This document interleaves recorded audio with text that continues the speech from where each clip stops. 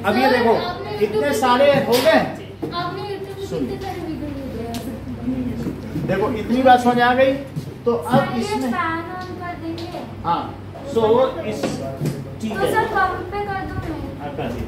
चलो अब देखो कि इनके बीच में ये सब एक्सपेंशन चाहते थे। जर्मनी है ये सब क्या चाहते थे, अपने टेरिटरी को बढ़ाना चाहते थे। तो इसकी वजह से इन लोगों को क्या करना पड़ा, फाइट करना पड़ा। और इनके बीच में ट्राईपार्टाइट संधि थी। ट्राईपार्टाइट का मतलब तीन देश, फ्रांस, यूके और जर्मनी, इनमें एक संधि थी कि इनमें से किसी एक देश पे कोई आक्रमण करेगा तो दूसरा वो करेगा। इसी तरीके से रशिया, देखो इनमें फ्रांस ये और इटली, इनमें भी संधि थी ट्राईपार्टाइट। इन्होंने गुपचुप तरीके से संधि कर ली थी कि अब अगर इन पे कोई आक्रमण करेगा तो ये दूसरे पे आक्रमण करेंगे। जैसे नाटो। अब जैसे ये समझ में आ गया आपको बात की नहीं? तो इनमें जो मित्र राष्ट्र है ये जर्मनी नहीं है, जर्मनी इनमें साथ नहीं है। और कौन है बताओ? यूके है, फ्रांस है, रशिया है, जापान। समझाता हूँ। इनमें संधि सर यूएस से जापान अपनी दूर से मदद कर देता था। देखो इनमें आपस में संधि हुई थी कि अगर कोई एक ये ट्रायंगल बना, कौन सा ट्रायंगल बना? जैसे फ्रांस, रशिया, FRI और यूके और जे। तो ठीक है, अब ये देखो ऐसे आप समझ लो। तो इनमें क्या हुआ कि जब जर्मनी ने आक्रमण किया तो जर्मनी ने रशिया पे आक्रमण किया, ठीक है? तो रशिया ने भी क्या किया, जर्मनी पे आक्रमण किया। इनमें आक्रमण आपस में युद्ध शुरू हुआ तो धीरे धीरे एक एक देश उलझते चले गए, क्योंकि इसका एक बम कहाँ पे गिर गया? रशिया का बुल्गारिया में गिर गया। हाँ, और इनमें भी संधि थी कि जर्मनी कहता था भाई हमने तुम्हारे यहाँ, ये आपस में जर्मनी और ऑस्ट्रिया में भी कुछ संधि थी, ठीक है? तो इन लोगों में जो संधि थी तो इसकी वजह से इसने आक्रमण किया तो ये तो इन्वॉल्व हो गया। ये ऑस्ट्रिया पे बम गिरा था तो बुल्गारिया में गिर गया। तो बुल्गारिया ने कहा हमारे ऊपर क्यों बम गिरा, हम तो चुपचाप बैठे थे। वो भी भिड़ गया युद्ध में। फिर इसके बाद धीरे धीरे जब ऐसा हो गया तो इनमें क्या हुआ, युद्ध हुआ। धीरे धीरे कुछ बम यहाँ गिरे इटली में, तो इटली ने कहा हमारे ऊपर बम गिरा है, फ्रांस मदद को बोला अभी हम आते हैं। ब्रिटेन तुम भी चलो। ब्रिटेन ने कहा हम अकेले क्यों आएंगे, मेरे तो 30 कॉमनवेल्थ गेम वाले हैं, मैं सारे कंट्री जहाँ जहाँ मेरा अधिकार है सब कॉमनवेल्थ से 1-1 लाख सैनिक बुलाता हूँ। भारत से भी 1 लाख बुलाएंगे। समझ में आया कि नहीं? उनका क्या पता चला? मतलब कॉमनवेल्थ का मतलब है जो ब्रिटिश के अधीन उपनिवेश थे या कॉलोनियां थी, उनको आजकल कॉमनवेल्थ बोलते हैं। ये एक तरीके की सिर्फ ये हमारे बीच की दास्ता दिखाती है स्लेवरी। कॉमनवेल्थ करके थोड़ी ना, वो तो हमें लूट के ले गया, लेकिन हम बड़े उत्साह से कॉमनवेल्थ गेम खेलते हैं कि हम कॉमनवेल्थ हैं। कॉमनवेल्थ क्या तो लूट के ले गया, है ना? और हम उसी पे आजकल कॉमनवेल्थ गेम खेल रहे हैं।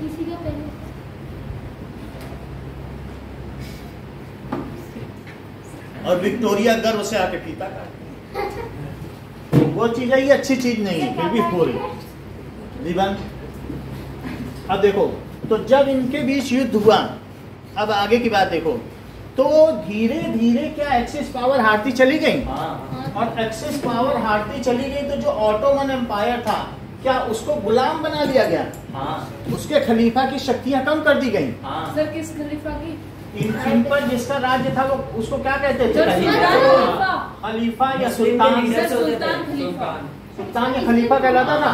और जो विश्व के 50 मुस्लिम राष्ट्र थे वो उनका अध्यक्ष होता, धार्मिक गुरु। इंडिया में भी इसका आया था। जो इंडिया के भी थे उनका भी वो रिलीजियस वो था, धार्मिक ग्रुप था। वो कौन था बताओ? इस्लाम का था सर। पैगंबर जो मोहम्मद थे वो तो इनके प्रॉफिट थे, उन्होंने इस्लाम धर्म का उदय कराया 1500 साल पहले। लेकिन ये जो खलीफा था, जो भी खलीफा बनता गया, ये मतलब मुस्लिम का हेड था। जैसे पोप होते हैं तो वो हेड होते हैं, वैसे इनमें कौन हेड होता था? खलीफा। हिंदू धर्म में शंकराचार्य सारे जहाँ जहाँ भी उनके हेड हैं, शंकराचार्य। उसी तरीके से सबके होते हैं। ऐसे ही बुद्धिस्ट के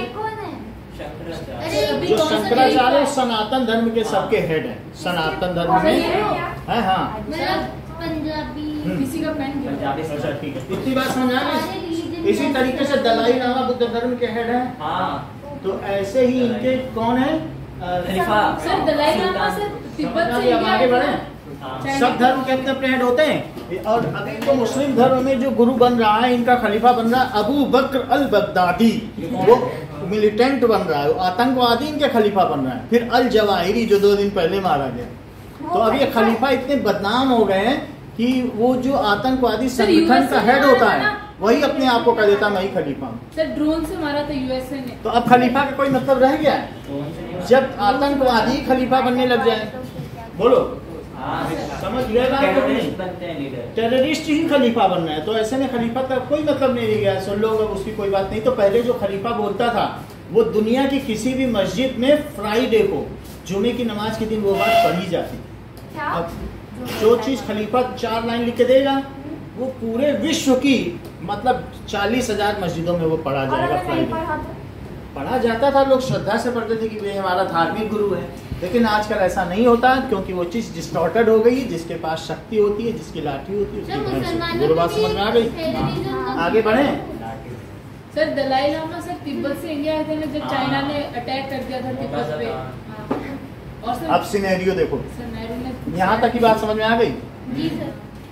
तो इसमें यूके ने इसकी पावर कर्व की और यूके ने इसकी पावर कर्व करने के लिए इंडिया से 1 लाख सैनिक मंगाए। गुलाम था उस वक्त। गुलाम था तो इंडिया कॉलोनाइजेशन में था, बुलाए। बहुत वीरता से वो लड़े और उन्होंने भी मित्र राष्ट्रों को या एलाइड पावर को जिताने में बहुत मदद की। जो बच गए उनको वहाँ नर्सिंग दी गई, घायल हो गए थे। नर्स उनसे उतनी प्रभावित हुई कि वो उन्होंने उनसे शादी कर ली। और अभी मतलब ब्रिटेन में 30% इंडियंस हैं। और जो वहाँ का जो सुनक है, ऋषि सुनक, वो प्राइम मिनिस्टर है, वो उसी ओरिजिन का है। सर अभी वो और वो 1 करोड़ रुपया प्रति महीना कमाता है और उसकी पत्नी एलिजाबेथ से ज्यादा अमीर है। हाँ सुनिए, अब इस तरीके से कोई भी ऐसा देश नहीं बचा है जहाँ पर 20% इंडियंस ना हो, क्योंकि स्लेवरी के तौर पर इंडियंस को वहाँ भेजा जाता था। तो वो वहाँ के निवासी बन गए और मेहनती होने की वजह से उन्होंने वहाँ प्रॉस्पेरिटी हासिल की। हर देश में 20% इंडियंस हैं और विश्व का 1/6 हिस्सा भारतीयों का है। अब इतनी बात समझ में आ गई। लेकिन जो यहाँ के मुस्लिम थे वो ब्रिटेन से नाराज हो गए। इंडियन के? हाँ, वो स्लेवरी से नाराज नहीं हुए, वो ब्रिटेन से नाराज हो गए क्योंकि ब्रिटेन इनको पैम्पर करता था। वो भारत में बंटवारा चाहता था, कहता था हिंदू मुस्लिम को अलग अलग रखेंगे तो देश एक नहीं हो पाएगा उनके विरुद्ध में। तो कहता था मुस्लिम से कि हम तुम्हें सब देंगे, सब देंगे। और मतलब और बाकी जो बहुसंख्यक वर्ग थे उनको कहता था किसी तरह से फूट डालने के लिए। लेकिन जब इसने सुना कि इसने हमारे खलीफा को क्या किया बताओ, खलीफा की पावर कम कर दी है, धार्मिक गुरु की रिलीजियस, तो ये लोग इसके खिलाफ हो गए। अली ब्रदर इसके खिलाफ हो गए। और गांधी जी उस समय साउथ अफ्रीका में जो जोहान्सबर्ग थे, साउथ अफ्रीका इतना, उसकी राजधानी जोहान्सबर्ग है। तो अब एक किसी भी कंट्री में क्या 4-5 स्टेट होती हैं। तो 4-5 स्टेट में एक स्टेट से दूसरे स्टेट में जाने में अंग्रेजों की अनुमति लेनी पड़ती थी। और सबसे अलावा वहाँ अपार्थीड रिजाइन था, यानी रंग के आधार पर भेदभाव होता था। अपार्थीड रिजाइन समझते हो? इंग्लिश में पढ़ा। तो इन्होंने सुनिए, इन्होंने गांधी जी ने एक राज्य से दूसरे राज्य तक पैदल मार्च किया। बोले हम तुमसे कोई भी, गांधी जी ने, क्योंकि वो वहाँ वकालत का प्रैक्टिस करने गए थे। तो गांधी जी ने यहाँ पैदल मार्च किया और इसकी वजह से जब कोर्ट में उनको बुलाया गया तुमने गलत किया है, इसके लिए तुमको 10 सेंट देने पड़ेंगे। तो बोले हम सेंट नहीं देंगे। फिर अंत में वो राजी हो गया, अच्छा आपको 1 सेंट देना पड़ेगा। मैं बोला 1 पाई तक नहीं दूंगा, 1 सेंट हम आपको ऐसे ही रिहा करते हैं, बताइए आपको किस ऑटो में बैठाया जाए, हम किराया भी देते हैं। तो किराया भी दिया और भेज दिया। बोले हम जाएं कैसे, आप तो रिहा कर रहे हैं, हम जाएं कैसे? वो भी अड़ गए, हम जाएंगे कैसे, हमारे पास तो पैसे ही नहीं है। तो जज ने अपने पैसा निकाला, बोला जाओ।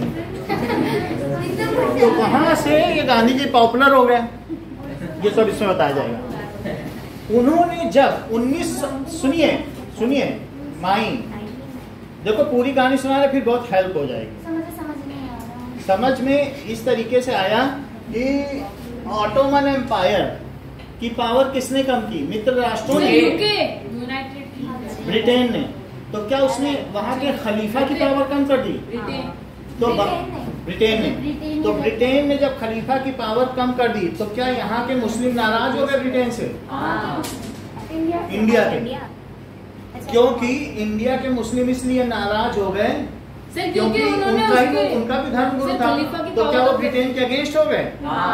गांधी जी उस समय अपना नाम क्या कमा चुके थे दक्षिण अफ्रीका में, साउथ अफ्रीका में, और उसी समय उनका भारत में पदार्पण हुआ, आगमन हुआ 1950 जनवरी 1950 में हुआ।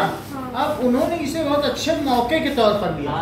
उन्होंने कहा देखो दीज मुस्लिम्स आर डिसकंटेंटेड। वे कैसे हैं बताओ? डिसकंटेंटेड। ध्यान दो, जाना समझ में पूछो, दीज आर डिसकंटेंटेड। तो क्यों ना इनको लेके और हिंदूज को लेके मिला करके एक हम आंदोलन चलाएं, कोऑपरेटिव मूवमेंट। समझ में आ गया कि नहीं? तो अब इसकी ये जितनी चीजें हमने बताई ये ध्यान से इसमें देखो, यही सब इसमें बताया जाए। चेक करो कि उनमें से कौन ज्यादा सुपीरियर है, कौन ज्यादा पावरफुल है। इस समय हमारा देश इंडिपेंडेंट नहीं था। इनफैक्ट हमारा देश बहुत टाइम बाद इंडिपेंडेंट हुआ था 1947 में। तो इस टाइम 1914 में हम ब्रिटेन की कॉलोनी थे और ब्रिटेन हम पे रूल करता था, जिसकी वजह से ना चाहते हुए भी हमारे सोल्जर्स को इस द ग्रेट वॉर में पार्टिसिपेट करना पड़ा ब्रिटेन की तरफ से। और इस वॉर की वजह से न केवल हमारे यहाँ पॉलिटिकल चेंजेस आए बल्कि हमारी इकोनॉमी को भी बहुत ज्यादा इफेक्ट किया। पॉलिटिकली बाद में देखेंगे क्या हुआ था, पहले ये देखते हैं कि इस वॉर ने हमारी इकोनॉमी को कैसे अफेक्ट किया। पहला तो वॉर लड़ने के लिए गवर्नमेंट को चाहिए था बहुत सारा पैसा, और ये पैसा पाने के दो तरीके थे, या तो वो टैक्सेस बढ़ा दे या तो बोरो करे पैसे, यानी लोन ले। तो ये दोनों ही तरीकों से ही गवर्नमेंट ने पैसे लिए और ये सारे पैसे जो थे ये मिलिट्री एक्सपेंडिचर के लिए यूज किए गए। तो ये वॉर इंडिया से कितनी दूर हो रही थी। तो आप समझ गए, उसने लोगों को भारी टैक्स बढ़ा दिए।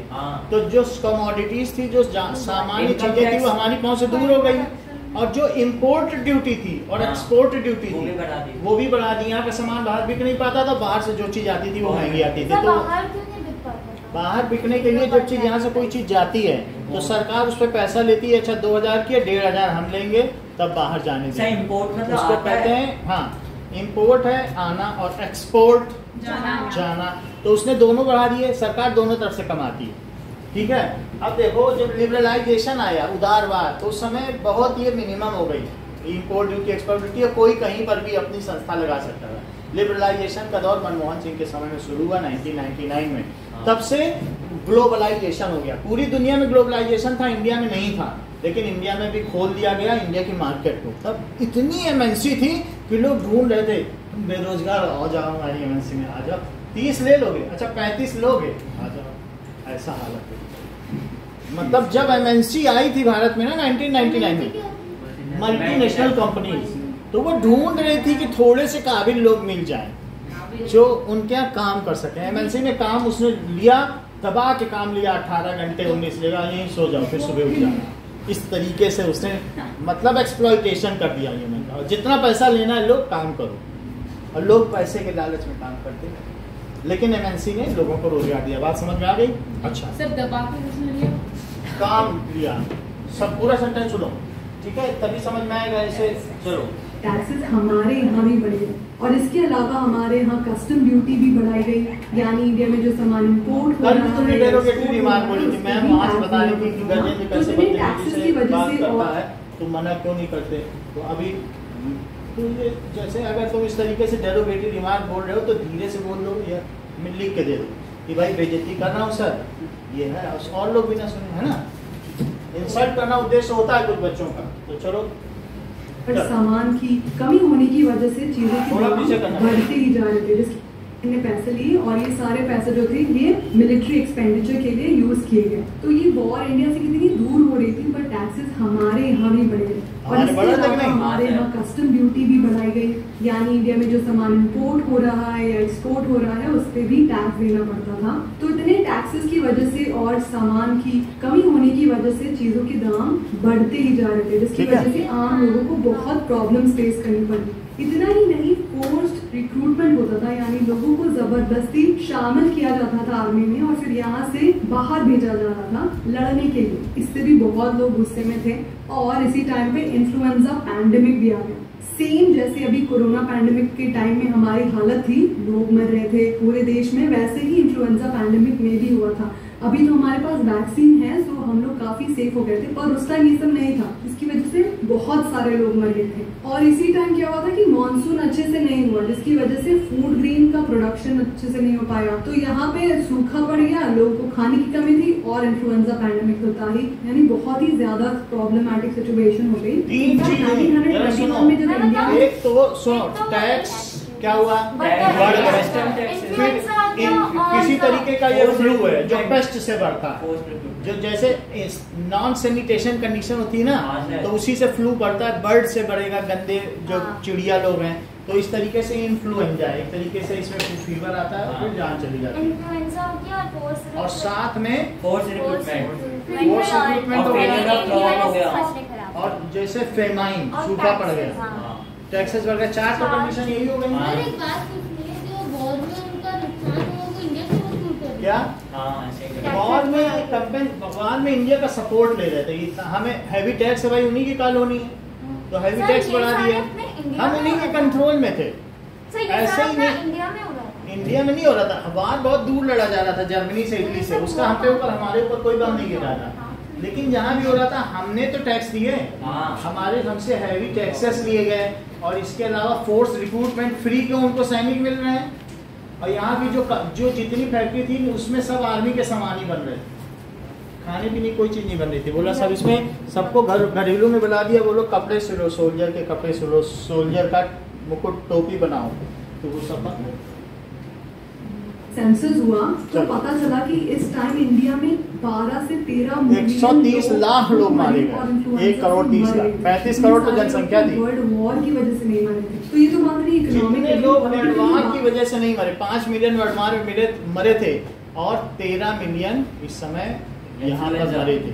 और वहाँ पर बैठा वो वायसराय बोल रहा था कि उनके पास ब्रेड बटर थी, गांधी जी ने बोला कि हमारे यहाँ तुम्हारी जिम्मेदारी बनती देने के लिए, तो उसने कहा कि भारतीय कीड़े मकोड़ों की तरह इनके मरने से विश्व पर कोई फर्क नहीं पड़ेगा, तो उसने उसका अनाज अपने यहाँ सड़ भी रहा था, तब भी उसने इंडिया में नहीं भेजा। बात करें तो इस टाइम 9 जनवरी 1915 में साउथ अफ्रीका से इंडिया पधारते हैं गांधी जी। जैसे इंडिया उस टाइम ब्रिटेन की कॉलोनी था, वैसे ही साउथ अफ्रीका भी ब्रिटेन की कॉलोनी था। ब्रिटिश गवर्नमेंट ने साउथ अफ्रीका में ऐसे लॉज बनाए जो डिस्क्रिमिनेटरी थे और टैक्सेस भी बढ़ाए। एक ये भी लॉ आया जिसमें ये था कि कोई भी गवर्नमेंट की परमिशन के बिना साउथ अफ्रीका के एक स्टेट से दूसरे स्टेट नहीं जा सकता, वो परमिशन लेके ही जा सकते थे। तो गांधी जी ने इस लॉ के अगेंस्ट मूवमेंट किया, जिसमें कि बहुत सारे लोगों ने उनको सपोर्ट किया, और उन्होंने ये किया कि उन्होंने सबके साथ मिलके न्यू कासल से ट्रांसवाल तक मार्च किया और इस कानून को शांतिप्रिय तरीके से विरोध किया। ऐसा करने की वजह से वो अरेस्ट भी हुए, बट इसकी वजह से वो काफी पॉपुलर हुए और वहाँ के लोगों में भी ब्रिटिश से लड़ने की भावना आई। सो जब वो इंडिया आए तो उन्होंने इसी तरह से कंट्री के अलग अलग पार्ट में जाके सत्याग्रह किया। सत्याग्रह का मतलब है सत्य की राह पर चलना, और इस सत्य की राह में चलने के लिए किसी तरह की हिंसा का प्रयोग नहीं करना है। इनका मानना था कि जो भी गलत कर रहा है उनको हमें ये फील कराना चाहिए कि सही क्या है। देखो कुछ चीजें देखी कि 9 January 1915 Gandhi ji came to India from South Africa, पहला पॉइंट बना। देखो so on 9 January 1915 Gandhi ji came India from South came to India, ठीक है, और ये जो है फ्रॉम ऐसे साउथ अफ्रीका। सर अच्छा, there civil disobedient movement was successful. उन्होंने वहां अवज्ञा करी ना एक किसी कानून की, तो सिविल जब सिविलियन किसी चीज की अवज्ञा करते हैं, सविनय अवज्ञा आंदोलन। सो उनका वहां पर जो अवज्ञा आंदोलन था, क्या वो सक्सेसफुल रहा? There civil disobedient movement sir Gandhi ji ने साउथ अफ्रीका में क्या वो किया था? नेल्सन मंडेला ने किया, अपार्थीड के लिए जो भी काम किया ना नेल्सन मंडेला ने किया, उनको भारत रत्न दिया गया। सर क्या दिया क्या? आधा प्रेसिडेंट। तो सर वो तो अफ्रीका के थे। जब वो भारत आए तो वो गांधी जी के रास्ते पे चले थे, राजीव गांधी का शासन था तो उन्होंने उनको सम्मानित किया। हमारे सामने की बात है 1999 में हुआ, 1995 में आजाद हो गया था सब। तो वॉज गांधी जी ने क्या किया था? सक्सेसफुल। उन्होंने ये जो एक ब्रिटिश रूल था कि ब्रिटिश रूल क्या था, एक जगह से दूसरी जगह जाने के लिए उनका वो लेना पड़ता है, अच्छा वो शो खत्म वो खत्म किया। और साथ में उन्होंने ये भी दिखा दिया ब्रिटिश में कि देखो तुमने हमें ये डिग्री दी है ना, अब तुम्हारा ये लो जला रहे हैं सामने। आप 20 लोगों को इकट्ठा किया, उनको लाठियां पड़ रही थी, लो 10वीं की डिग्री जलाई, 12वीं की डिग्री जलाई। सर कौन सी डिग्री? मतलब एक बहुत सम्मान होता है कि ब्रिटिश ने उनको एक डिग्री दी लॉ की। वो बैरिस्टर थे ना, हाँ वकील, हाँ। तो उन्होंने सारी एक एक डिग्री जला दी। बोले हम तुम्हारे किसी कानून को नहीं मानते, डिग्री सब सर किसने जला? गांधी जी ने, हाँ, किसके डिग्री? ग्रुप अपनी और अपने साथी सारे डॉक्यूमेंट जला दिए। तो सर फिर वो तो वो वकील ही नहीं रहे। न रहे, बोले हमें कुछ नहीं चाहिए तुम्हारी तरफ से, जब तुम्हारा ऐसा कानून है, ऐसा जस्टिस है। तो लोग उससे उनसे बहुत मोटिवेट हुए, तो कि वो भी नहीं मानने लगे कि ब्रिटिश का कुछ नहीं है। समझ में आई बात की नहीं? जी सर। और उन्होंने ये काम किया। अब इंडिया है, अब इंडिया आने के बाद इन्होंने कौन सा मूवमेंट? सत्याग्रह। जब ये एक अधिवेशन में गए तो इन्होंने बताया कि हम सत्य पर चले, सत्या का आग्रह, सत्य का आग्रह करें। यानी अगर हमें हम झुकेंगे नहीं, हम गोली तो खाएंगे, ब्रिटिशर्स लेकिन गोली अगर तुम मारोगे तो मारेंगे, लेकिन हम तब भी तुम्हें प्रेम से बताएंगे कि तुम सत्य पर चलो। अगर हम ऐसा करेंगे तो वो हमें हरा नहीं पाएगा, वो हमें मार तो सकता है लेकिन हमें झुका नहीं सकता। ये बहुत बड़ी बात है। सर हमें इसके सोल को रियलाइज कराना होगा कि हमें उसे रियलाइज कराना है, हमें उसे मारना नहीं है, हमें उससे लड़ना नहीं है, उसको रियलाइज कराना है कि तुम गलत हो। अगर इससे ये एक तरीके का बहुत लॉफुल मूवमेंट था। इससे ब्रिटिश की बदनामी होती कि वो टायरनी है, अत्याचारी है, निरंकुश है। तो जब और इसमें सारा देश इन्वॉल्व हो सकता था, क्योंकि सत्याग्रह में तो एक चकला लेने वाली, रोटी बेलने वाली औरत भी निकल जाएगी। और ये कितनी हिम्मत की बात, आप देखो हिम्मत की बात है। उसे कुछ नहीं करना है, उसे आगे बढ़ना, गोली खाना। ये आप समझो, ये एक भगत सिंह से भी बड़ी बात है। जैसे तुम्हारे यहाँ पे पिस्टल है तो कुछ हिम्मत होती है, और वो गोली मार रहा है, तुम आगे बढ़ रहे हो। ये कितनी, ये बहुत बड़े शहीद है। ये नॉर्मल बात नहीं है जो सत्याग्रह, जो हिम्मत रखते हैं और गोली में आगे बढ़ते चले जाए। तो ये इससे हिल गई ब्रिटिश सरकार, जो इनका जो सत्याग्रह हुआ ना, और लोगों ने मास पार्टिसिपेशन किया, क्योंकि 33 करोड़ लोगों को एक साथ मिलाना ही बड़ी बात थी। तो वो अलग अलग पूल में, यानी जो देश में अलग अलग लोग थे, भारत की जो टोटल जनसंख्या थी, उन्होंने राजस्थान में बताया कि ये सत्याग्रह इसलिए है कि तुम राजाओं से मुक्ति पा सको। यहाँ ब्रिटिश आई नहीं, बोला तो रेत ही रेत है, यहाँ हम क्या करेंगे आके। तो यहाँ के लोग बड़े चापलूस थे। पहले कहते थे, पहले मुगल को सोना भेजते थे बैलगाड़ियों में भर के, अब ब्रिटिश को भेजेंगे। ब्रिटिश को और क्या चाहिए? उसने कहा तुम सोना भेजते रहो, हम यहाँ कहाँ आएंगे रेत में, इतना लंबा सफर करके, ट्रेन भी नहीं बन सकती है। तो उसने कहा कि हम तुम्हारे पास सोना भेजते रहे। तो लेकिन उसने सोना भेजने के लिए यहाँ के लोगों का जीना हराम कर दिया। इतने हैवी टैक्स लगाए यहाँ के राजाओं ने, सामंतों ने, राजस्थान में मारवाड़ और मेवाड़ रीजन के लोगों ने। तो गांधी जी ने यहाँ के लोगों को बताया, ये सत्याग्रह तुम्हें अंग्रेजों से उसके लिए नहीं है, ये तुम्हें सामंतों से छुड़ाएगा। यहाँ के लोग भी बन गए, कहीं कहीं वो और जैसे गए बेल्लारी गए या कहीं कहीं पर, तो जगह जगह जहाँ गए, टी गार्डन में, उन्होंने कहा ये सत्याग्रह तुम्हारे लिए है, तुम टी गार्डन से जब चाहो घर जा सकते हो, ये बांध के नहीं रख सकते हैं। इसी तरीके आदिवासियों से क्या कहा कि ये जो सत्याग्रह है, तुमको जंगल से लकड़ी काटने और वहां से जो और तुम्हारे काम की चीजें वो लाने के लिए, मतलब सबको अलग अलग फायदे गिनवाए। और कॉटन मिल वर्कर से कुछ और बताया कि तुम्हारे वर्किंग आवर कम कर देगा। मतलब जिसको जिस चीज की जरूरत थी वो लोकली जा जाके उन्होंने सत्याग्रह का वही मतलब समझाया। तो सब एक साथ मिल गए, बोले हाँ हम सत्याग्रह करेंगे। और कोई गांधी जी का नाम लेके निकलता था तो उससे लगता था कि ये बड़ी वीरता का काम है, हम एक संगठन के साथ, हम अकेले नहीं हैं। तो वो ब्रिटिश से लड़ जाता था सत्याग्रह के नाम पे, उससे वो सोचता था कि हमारे लिए। और इसके साथ उन्हें एक और मौका मिल गया, सारे मुस्लिम आ गए, बोले कि खिलाफत इसके साथ चलेगा, क्योंकि वो तो खिलाफ थे ही। उनके खिलाफत का मतलब उनका खलीफा, को जो खिलाफत में खिलाफ ना समझो, खलीफा बनने को खिलाफत कहते हैं। या तुम उनके खलीफा है ना, तो खलीफा को बहुत पावर चाहिए कि नहीं? जी हाँ। तो खलीफा को पावर देने के लिए उन्होंने खिलाफत आंदोलन छोड़ा ओ कि हमें अपने खलीफा को पूरी पावर दिलाई, तुमने उसको कर्ब क्यों कर दिया, उसको सारे देशों में इसको जो शक्तियां प्रदान करो। मुस्लिम के बारे में सोचते हैं, अपने कंट्री के बारे में। तो इस मामले में कि खिलाफत यानी खलीफा को शक्तियां दिलवाना, हम अंग्रेजों का विरोध करते हैं क्योंकि उन्होंने खलीफा की शक्तियों को कर्ब किया है। वो बात समझ में आ गई? वो भी इसके साथ आ गई। अब ये सारी बातें इसमें सुनो। सर मतलब मुस्लिम्स लोग भी सत्याग्रह मूवमेंट में शामिल हो गए। तो अब उस मूवमेंट को क्या मुस्लिम तो सर पीस पे बिलीव नहीं करते हैं, लेकिन अब उनको अगर एक और पावर मिल रही है मुस्लिम को, भारतीयों की या हिंदुओं की, तो वो लड़ेंगे, उनको मार देंगे, और फिर जिसके साथ लड़ रहे थे उनको मार देंगे। मुस्लिम का प्रिंसिपल अलग है। कैसा?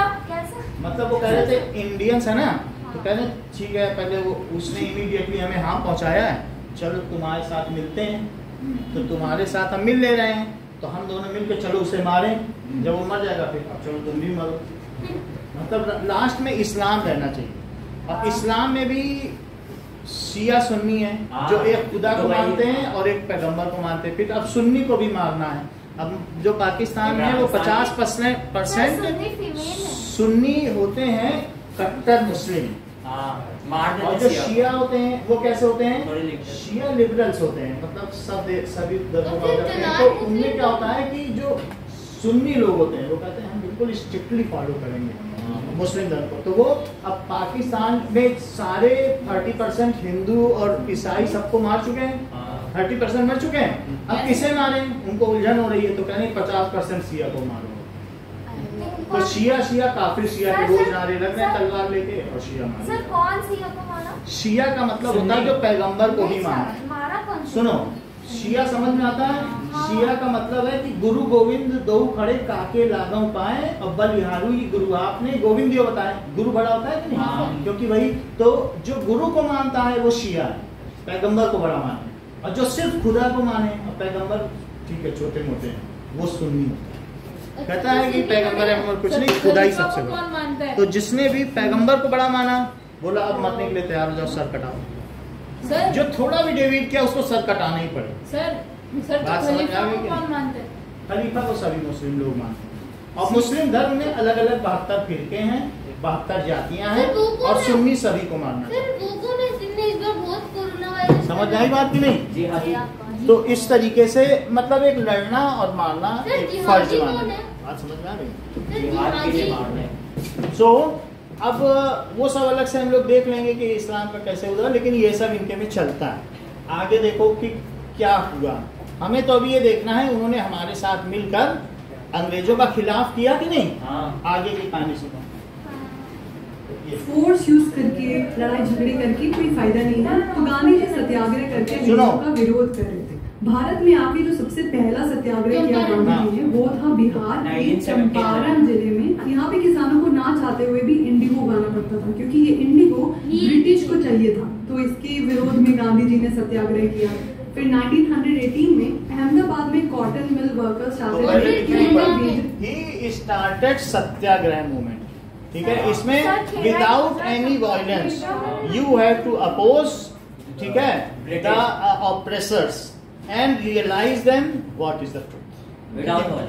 Without violence you have to, ठीक है, oppose oppressors and realise them. So Gandhi ji started satyagraha, तो गांधी जी ने सत्याग्रह स्टार्ट किया। ओके, अब देखो आते ही स्टार्ट कर दिया, स्टार्टेड सत्या। सर सबसे पहले गांधी जी कहाँ पर आए थे? After coming to India. Sir आए कहाँ पर थे? चंपारण, इंडिया, मुंबई में। सर मतलब अब देखो बोर्ड से आए कहाँ पे हुए थे? उन्होंने क्या किया, उन्होंने this movement was first started in Champaran. Champaran में नील की खेती होती थी, जबरन कराई जाती थी, और नील की खेती में जो इंडिगो होती है उससे कपड़े रंगे जाते थे। पहले कलर करने के लिए डाई नहीं होती थी, तो यहाँ कॉटन मिल सब ब्रिटिश में थी, उनको नील चाहिए थी कि नहीं, तो उससे जमीन बंजर हो जाती थी। नील उगाने के बाद तो कितना नुकसान है किसानों को, बहुत मेहनत करनी पड़ती है। अगर आप नील का यूट्यूब में देखो ना, इंडिगो कैसे बनती है, इतनी बार छानो, पीसो, पटको, ये करो, 20 दिन लग जाते हैं और पैर बिल्कुल फूल जाते हैं। वो जो किसान होते हैं, इतना वो टॉर्चर वाली चीज है नील उगाना, नील बनाना, एक फूल से नील बनाना। फूल दिखाया गया था कि नहीं इसमें? हाँ। अरे वो बहुत बुरा प्रोसेस है। उसको अगर आप देख लो एक बार तो लगेगा ये ऐसे नील से तो अच्छा सफेद कपड़े पहन लो। तो अब जरा देखो, तो ही started satyagraha movement in Champaran, ठीक है, विद इंडिगो प्लांटेशन वर्कर्स। समझ में आ गई बात? जी सर। He is- के कृषक। हाँ, he is- सर ये फोर्स कौन करता था इंडिगो वाले? इंडिगो उगाने के लिए वो लोग फोर्स करते थे ब्रिटिशर्स कि उनके कपड़े रंगे होंगे तो सारे विश्व में बेचते थे ना कपड़े। तो गांधी जी उनमें वो तो अपोज किया कि हम नील नहीं उगाएंगे, इससे हमें नुकसान है और हमारा खेत बंजर हो रहा है। So he started satyagraha movement sir फिर फ्रॉम, कहाँ से शुरू किया? चंपारण बिहार 1970। फिर अहमदाबाद और खेड़ा गए। अहमदाबाद में 1918, खेड़ा 1970। चंपारण चंपारण बिहार बिहार इन 1916। With 17 Indigo planters. बोलो। सर कौन से ईयर में किया था चंपारण में? 17। 16 नहीं है। इतनी बात समझ में आ गई? ये वो इंडिगो नहीं है जो इंडिगो की फ्लाइट होती है। अब जरा देखो, इसके नाम पे पड़ा है क्योंकि वो भी ब्लू ब्लू है। अब ये देखो, बढ़ाई जाए, इसके लिए भी गांधी जी ने उनका सपोर्ट किया सत्याग्रह करके, और इसके तुरंत बाद उनको खेड़ा जाना ये पड़ा। देखो। खुद में गांधी जी ने सत्याग्रह किया। फिर 1918 में अहमदाबाद में कॉटन मिल वर्कर्स चाहते थे कि उनकी वेजेस बढ़ाई जाए, इसके लिए भी गांधी जी ने उनका सपोर्ट किया सत्याग्रह अरे कौन सी करके, year और में हुआ इसके ये तुरंत बताओ? बाद उनको खेड़ा जाना पड़ा। 1918 में अहमदाबाद चंपारण में। बताओ। अहमदाबाद में गए। सर ये चंपारण का ये नाम आता है, आपको किसी को मालूम हो तो हमें सर बताओ। चंपारण 1970 ही है। सर पक्का। 1917 में बताया ना होगा भी। हाँ। अब देखो 15 पे आई थे, खेड़ा में 1918 में अहमदाबाद या वहाँ कॉटन मिल वर्कर थे। हाँ, उनके सैलरी और टाइम। सो इन 1918 सर ये अलग पॉइंट के साथ ये सत्याग्रह ही चला रहे हैं, लेकिन वहाँ अलग अलग जा जाके समझाते रहे थे कि सत्याग्रह होता क्या है। अभी सो अहमदाबाद ही में सर एक साल लग गया चंपारण। सर खेड़ा में जाएंगे। इधर उधर सबको समझाते रहे, रैली करते रहे। स्टार्टेड अब फिर खेड़ा में जाएंगे। सत्याग्रह मूवमेंट इन अहमदाबाद। हाँ, in 1980। सर खेड़ा में होगा ना, सेकंड तो खेड़ा वही में। 19 हाँ, पहले तो खेड़ा और इसके बाद खेड़ा जाएंगे इन अहमदाबाद, ठीक है, with cotton mill workers. Time पीछे हो गए।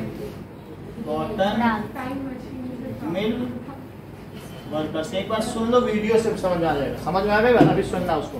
तो कॉटन मिल वर्कर के साथ उन्होंने किया for decrease in working hours and increase in wages. For जहां जहां गलत हो रहा था उसको विरोध किया। Decreasing in working hours, increase in wages. Hours and increase in wages. अच्छा, अब देखो ये कहाँ जाते हैं, वहीं पर बगल में खेड़ा है, जरा ध्यान दीजिएगा। सो ये देखो, अब चंपारण चले गए। अब सुनना, यहाँ पे किसानों को ना चाहते हुए भी इंडिगो उगाना पड़ता था, क्योंकि सर, ये इंडिगो इंडिगो तो सिर्फ ब्रिटिश का पॉलिटिक्स चाहिए का था। है। तो इसके विरोध में गांधी जी ने सत्याग्रह किया। फिर 1918 में अहमदाबाद में कॉटन मिल वर्कर्स चाहते थे कि उनकी वेजेस बढ़ाई जाए, इसके लिए भी गांधी जी ने उनका सपोर्ट किया सत्याग्रह करके, और इसके तुरंत बाद उनको खेड़ा जाना पड़ा। बाद कहाँ यहाँ पे गए? एक बीमारी फैल रही थी और यहाँ पे क्रॉप्स भी कम ग्रो हुई, जिसकी वजह से यहाँ पे किसान बहुत परेशान थे, और वो कम फसल होने की वजह से ब्रिटिश को टैक्स भी नहीं दे पा रहे थे। तो इतनी मुश्किल में वो चीज चाहते थे कि टैक्स देने से उनको छूट मिल जाए, जब तक उनको ये प्रॉब्लम है। तो गांधी जी ने उनकी भी हेल्प की। So coming back to what- after that he started this movement with Kheda in Gujarat. वो भी गुजरात में ही है। He then started sir then this movement in Kheda. Kheda में क्या था बताओ? खेड़ा में से वो प्लेग फैल गया था। प्लेग फैल गया था जहाँ So पे where- की हाँ। बीमारी थी। किसकी बीमारी थी? देयर सर ये तो 1917 वाज प्लेग। वहां पर क्या था? प्लेग हो गया था। 1918 के बाद कभी होगा भेजा खेड़ा। सर 1918 के बाद 1917 के साथ देख लेना बुक में जो भी हो, जैसा ये बता रहा हूँ उसमें 1917 1917 लिखो तो फिर और फिर सिकंदराबाद 1970 इसका मतलब शिवम ठीक बता रहे जी हैं, अब सर। इसमें ये उल्टा बता रहा है। हाँ, तो बस 1917 वो दोनों एक ठीक है। साथ। He started movement in Kheda where was plague हाँ। and loss in crop हटाओ ना ये देन हटा दो। and due to loss in crop की वजह से वहां पे लोग क्या चाहते थे, that is compensation in taxes। Relax करना चाहते हैं, रिलैक्सिंग crop सर वो क्या लिखा है? There was farmers want sir flag मतलब सर वो क्या लिखा है? ठीक है, रिडक्शन इन टैक्सेस। एक मिनट उनका बता ही देते हैं।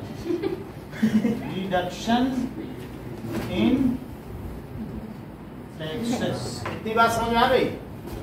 किरण बोलो। सर वो क्या लिखा है? देयर वाज प्लेग, चूहों से जो बीमारी फैलती है। जी सर। अच्छा चूहे। सर वो इंसान को कैसे फैलेगी? जब न्यूटन ने ग्रेविटी डिस्कवर करी थी तब प्लेग ही फैला हुआ।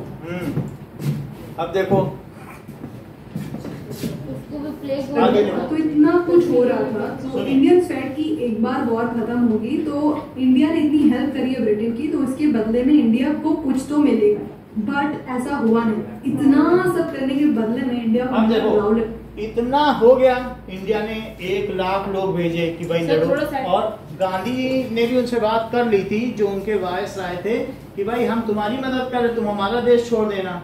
बोले ठीक है। वो हार ही रही थी सेना, एलाइड फोर्सेस हार रही, लेकिन बाद में जीत गई। यूएसए USA किया। हमारे लोगों की वजह से नहीं जीती, हम लोग भी वीरता से लड़े, लेकिन यूएसए की वजह से जीती। ठीक है, तो लेकिन फिर उन लोगों ने क्या किया, जैसे ही वार खत्म हुआ वो रॉलेट एक्ट ले आए। हाँ। रॉलेट एक्ट क्या था कि किसी भी सत्याग्रह करते कोई हुए भी पॉलिटिशियन को उसके घर से उठा के 2 साल तक जेल में ऐसे ही बिना ट्रायल के रखा गया। हाँ उसको सर कहते हैं नहीं रॉलेट उसकी एक्ट। सुनवाई होगी। समझ में आ गई बात? अच्छा, ये किसने बनाया? रॉलेट रॉलेट ने लगाया था रॉलेट। रॉलेट एक जज था। सर ये जलियांवाला बाग में तो ब्रिटिश काउंसिल ने एक जज ने बोला, सर, ब्रिटिशर अभी तक गए नहीं थे जब गांधी ब्रिटिशर्स तो थे ही, ब्रिटिश का ही तो रूल चलता था यहाँ पर। तो यहाँ पर किसका रूल चलता था? तो ब्रिटिशर्स ने कौन सा एक्ट लगाया? रॉलेट एक्ट लगाया, और जिसमें क्या बताया गया, सर जिसके अंदर किसी की भी सुनवाई नहीं होती, किसी की सुनवाई नहीं है, ना सुनवाई ना दलाली। ठीक है। हो जाके और हाँ सो अब देखें कि सर, ये क्या किया? अब ये तक, यहाँ तक की कहानी समझ सर, गए? आप मेरी तरफ कर दो। ठीक है, जैसे रोटेट जीतते कर- वो नहीं रोटेट होगा, वो गिर जाएगा वहां से। इतना ही है, यहीं से देखो। सर, ये अभी तो तुमने कहा था, सर, मुझे ठंडी लग रही। अच्छा हमें समझने लगा कि तुम्हें गर्मी लग रही। सर अब मेरे को भी गर्म कैसे बेटा? आप देखो, ठीक है, अब सुविधाजनक है। सर अभी तो पता नहीं। अब चलो, उससे कुछ नहीं होता सर्दी गर्मी। हाँ सर। हाँ सर अब सही है। हम यहाँ हमें कौन सा सर्दी गर्मी? Anarchical and Revolutionary सुनो। Crimes Act पास किया था इंपीरियल लेजिस्लेटिव काउंसिल ने, यानी उस समय की जो पार्लियामेंट थी उसने ये एक्ट बनाया। इस इंपीरियल लेजिस्लेटिव काउंसिल में जो भी इंडियन मेंबर्स थे वो इस एक्ट का विरोध करे थे, बट फिर भी ये एक्ट पास किया गया। सुनो। तो इस एक्ट की वजह सुनो जरा, imperial legislative council after the end of world war 1, ठीक है ना? हाँ after end of WW1 imperial legislative ये अलग काउंसिल। पॉइंट है। हाँ, ये जो वहां की काउंसिल थी, ब्रिटिश काउंसिल ऑफ ब्रिटेन, तो of Britain passed Rowlatt act. Sir इसका जलियांवाला बाग में भी कुछ काम ये करा।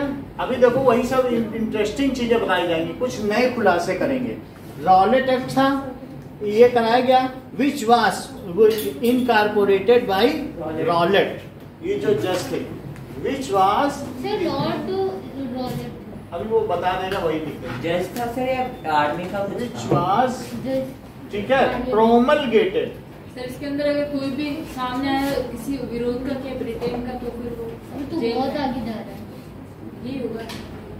अब देखो रॉलेट ने किया, या तो इसमें क्या होता है, इन दिस एक्ट क्या था, any political prisoner can be held for 2 days under bar या behind bar without any trial. 2 years है, हाँ। 2 days। 2 days बोला मैंने। हाँ। सो अंडर दिस कोई बताओ क्या बोले। एनी पॉलिटिकल प्रिजनर नहीं, ये वाला point वापस से- कैन बी, ठीक है, arrested Put in jail, into jail। Without warrant, हाँ। उसको कुछ भी नहीं Without बताना, any trial। Without warrant and trial. Warrant के बिना उसे गिरफ्तार करो, and can be kept under behind bar without any trial. Without any trial up to 2 years। Sir ये समझ में नहीं आया, without any trial। सुनवाई की दिन। ट्रायल मतलब सुनवाई। हाँ, उसको अपना पक्ष रखने का भी अधिकार नहीं। 2 साल पहले जेल में आराम से रहो, फिर ना अपना वकील पक्ष। मिलेगा ना कुछ नहीं मिलेगा, 2 साल रहो पहले तो। ये फिर पूछेंगे क्या हुआ था। इसी में सब्जी दे देंगे। मुझे लोग भूल गए थे। अब जरा देखो रॉलेट की स्पेलिंग ठीक कर देंगे। ROWLA। इससे गवर्नमेंट को बहुत ज्यादा पावर्स मिली। उनको अगर किसी पे शक होता था कि ये सुनो गवर्नमेंट जरा। के अगेंस्ट जा रहा है, तो बिना कोई रीजन बताए या ट्रायल के उसको 2 साल तक की सजा मिल सकती थी। उसको जेल में बंद करके रख सकते थे सर, और थोड़ा side पुलिस होकर कहीं भी जाके सर्च कर सकती थी बिना किसी वारंट के। किसी के और घर भी घुस कई सकती सारी थी। चीजें इनको पावर मिली थी। तो ऐसे काले कानून के विरुद्ध अब इसमें मुस्लिम बड़ा वो थे, कह रहे थे ये तो काला कानून है, क्या हमारे यहाँ पर्दे में औरतें रहती वो अंदर चली जाएंगी, पुलिस वो बुरके में हमारी औरतों को वहां देखेगी, ये तो कितना गड़बड़ हो जाएगा, रॉलेट एक्ट का विरोध करो। तो मुस्लिम तो ऐसे ही वो ब्रिटिशर्स का बहाना चाहते थे, तो उन्होंने कहा ये तो नहीं हो सकता। मतलब वो कहेंगे, वो कह रहे थे कि हमारे घर में घुस जाएंगी हमारी अनुपस्थिति में।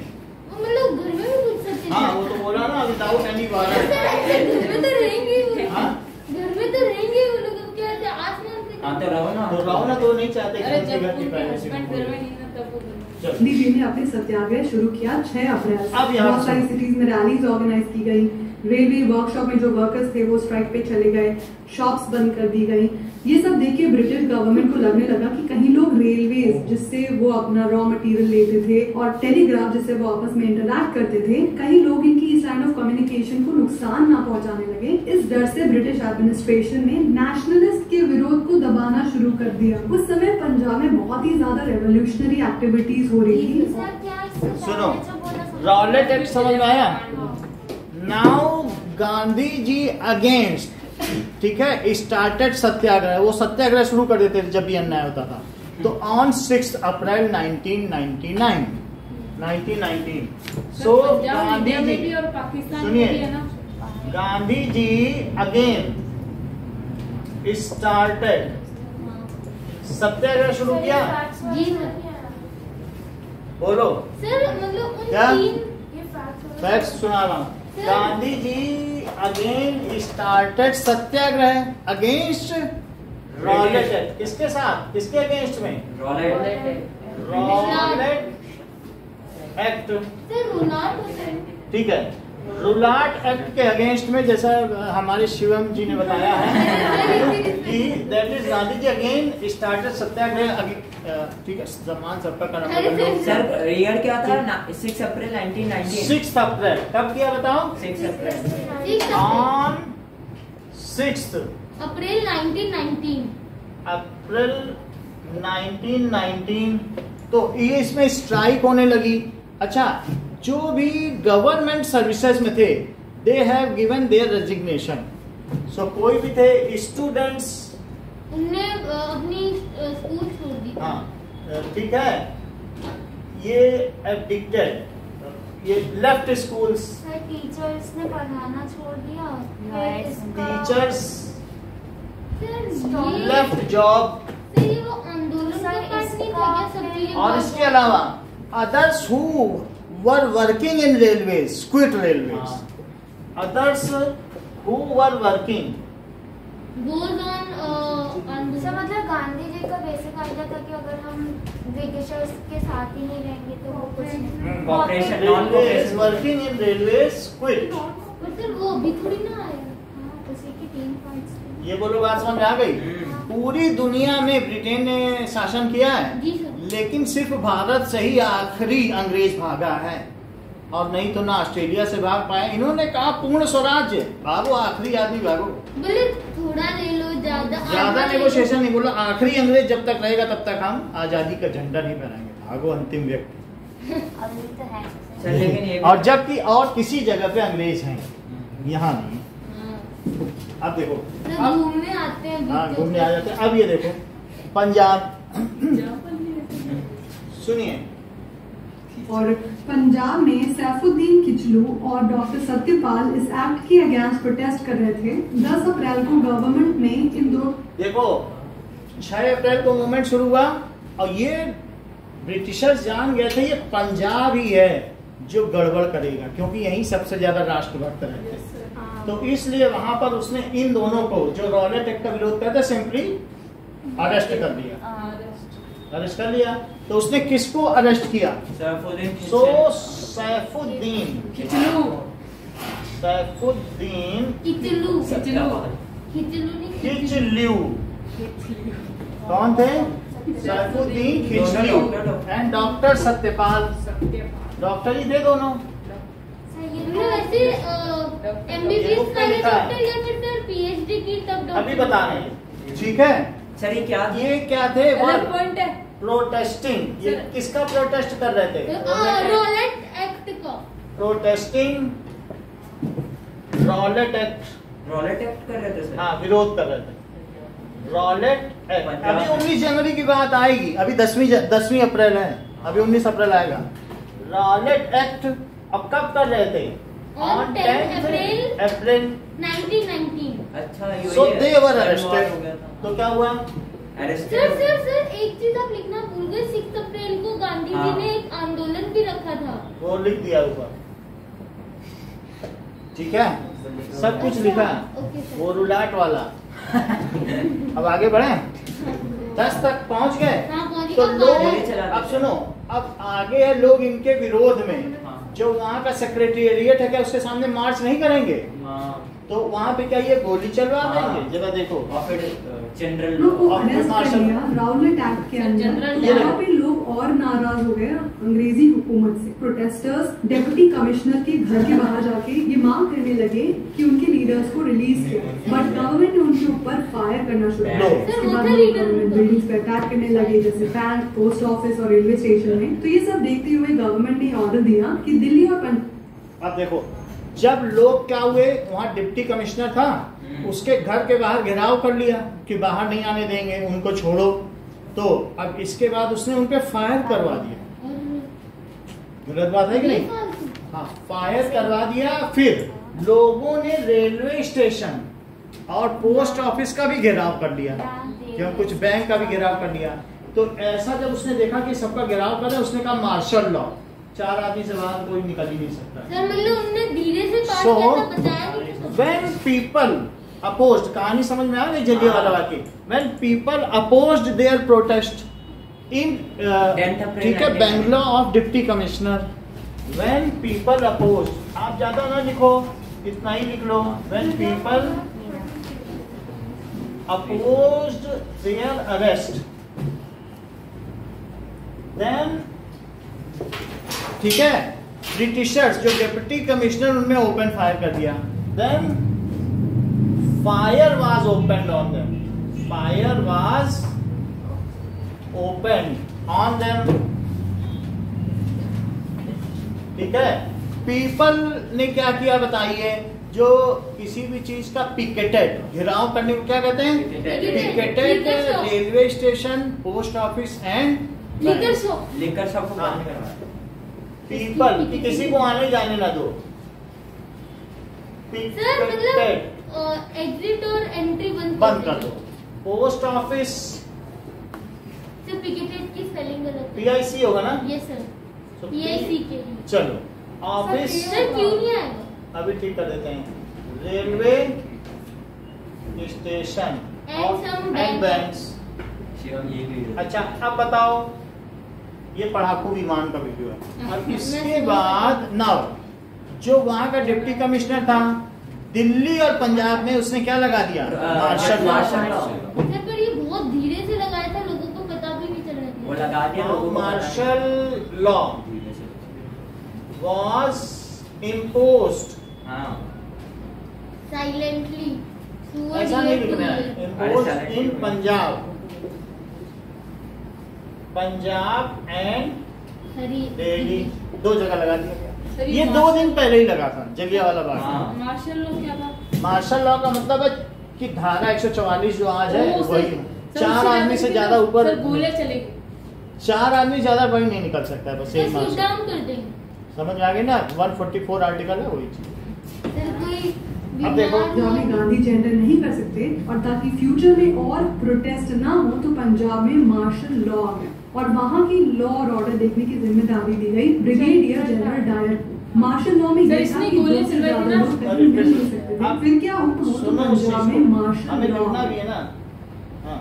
और वहाँ की लॉ और ऑर्डर देखने की जिम्मेदारी दी गई ब्रिगेडियर जनरल डायर को। मार्शल लॉ में ये था कि 2 से ज्यादा लोग कहीं मिल नहीं सकते थे। फिर क्या हुआ कि 13 अप्रैल को बैसाखी का दिन था, तो आसपास के एरिया के लोग जलियांवाला बाग आए बैसाखी का त्योहार मनाने, जिनमें से कई लोगों को मार्शल लॉ के बारे में पता भी नहीं था, और यहाँ कुछ लोग प्रोटेस्ट भी कर रहे थे। जब जनरल डायर को इसके बारे में पता चला कि जलियांवाला बाग में लोग बहुत सारे गैदर हुए हैं, तो वो वहाँ गए और उन्होंने बाहर जाने का रास्ता ब्लॉक कर दिया और सर, लोगों को वो बिना वो वार्न देखे। किए उनके ऊपर फायरिंग शुरू कर दी, जिसकी वजह से सैकड़ों लोग मर गए। और फिर जैसे ही जलियांवाला बाग की इस चीज को दूसरी लिखा है? जगह पहुंची तो लोगों ने ब्रिटिश सर इस फील्ड में बहुत सारे ऐसे लोग थे जिनको पता भी नहीं था कि मार्शल लॉ इम्पोज हो चुका है।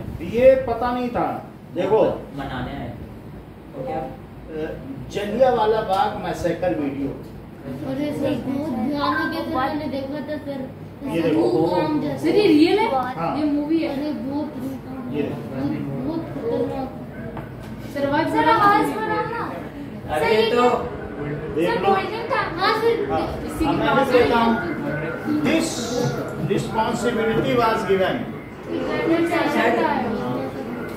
ब्रिगेडियर सर जनरल आप लिखाओ मत, हम लिखेंगे देखिए। England is so powerful.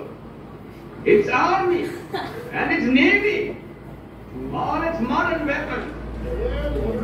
But when a great power like that strikes defenseless people, it shows its brutality, its own weakness, especially when those people do not strike back.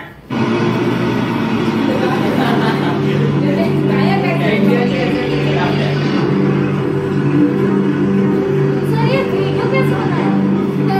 अरे movie है गांधी। यही Dyer आगे बैठा है इस side पर।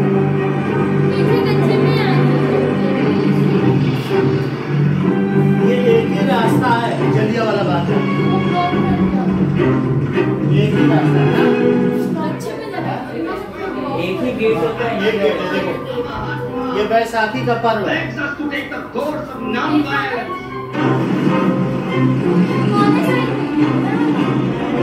हाँ ये इधर वाला।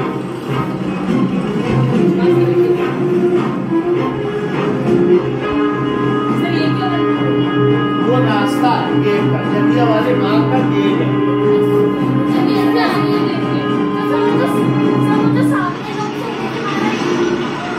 अब देखो ये गेट के अंदर गई, ये है। Back away! Back away!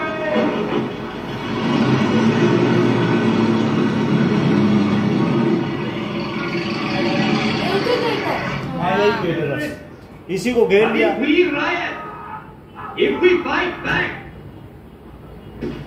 we become the vandals and they become the law. If we bear their blows, they are the vandals. God and His law are on earth.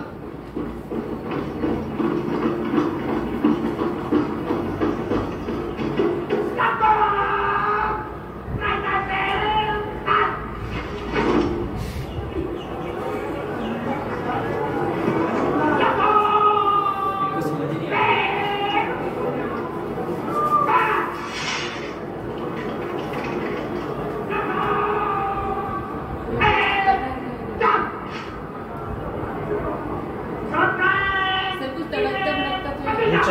थोड़ा We must have the courage to take their anger.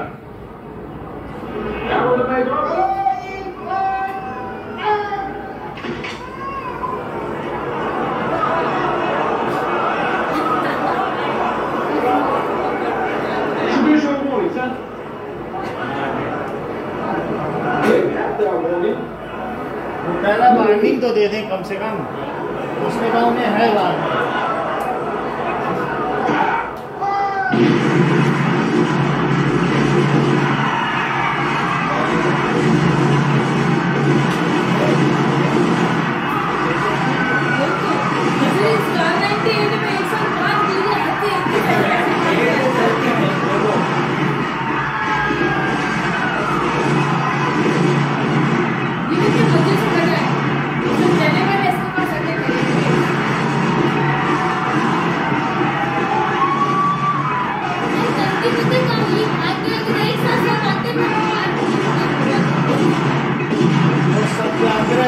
यही तो है sir, Indian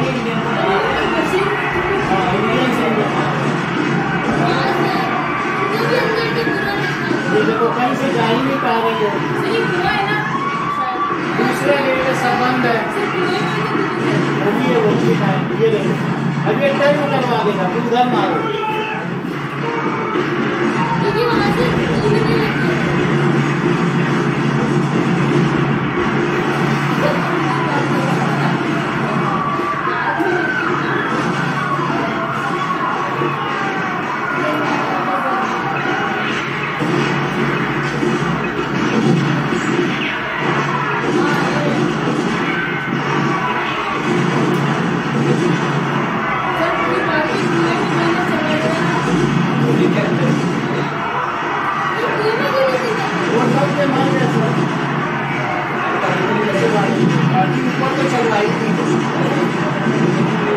ये देखो छोटा बच्चा।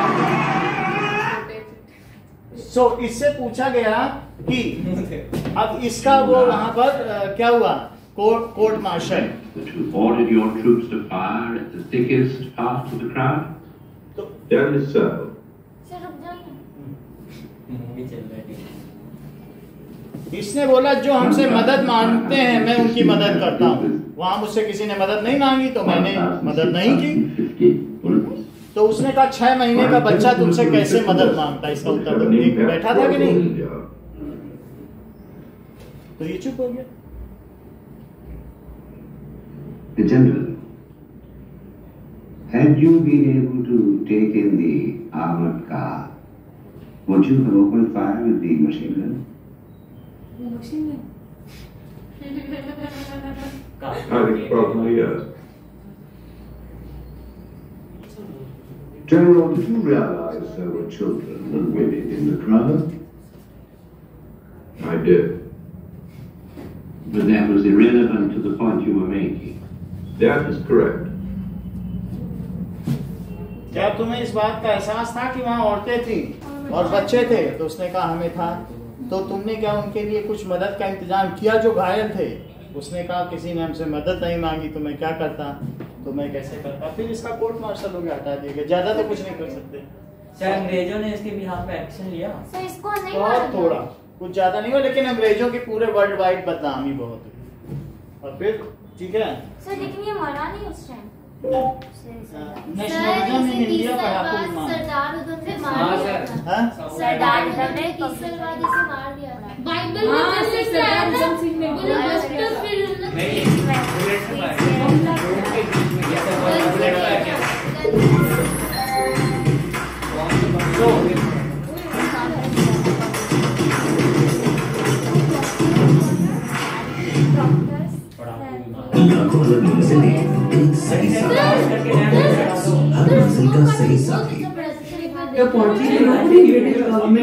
प्रदर्शन शुरू कर दिया। बहुत जगह स्ट्राइक शुरू हो गई, पुलिस के साथ लड़ाई शुरू हो गई और गवर्नमेंट बिल्डिंग पे अटैक शुरू हो गए। और गवर्नमेंट ने उतनी ही सख्ती से लोगों को दबाना शुरू किया। लोगों से जमीन पे ना कितने लोग मारे गए जलियांवाला बाग करना पड़ता था। 2000 लोगों को मारा जाता था। 8,000 कहीं अभी ये बता डर लगे ब्रिटिश से। इतना सारा वायलेंस देके गांधी जी ने राउलेट सत्याग्रह को बंद कर दिया। सर क्यों बंद किया? अभी बता रहे हैं।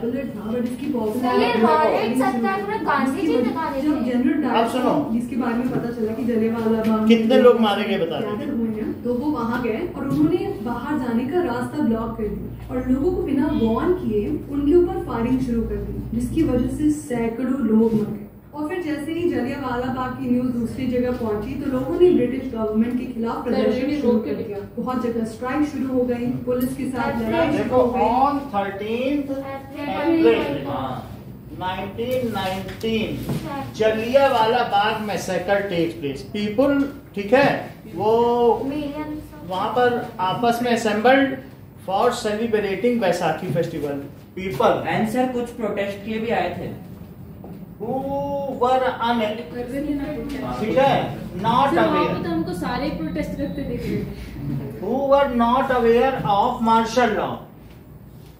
नहीं सिर्फ इतने भी वो जो मार्शल लॉ से अवेयर नहीं थे, ठीक है, ये assembled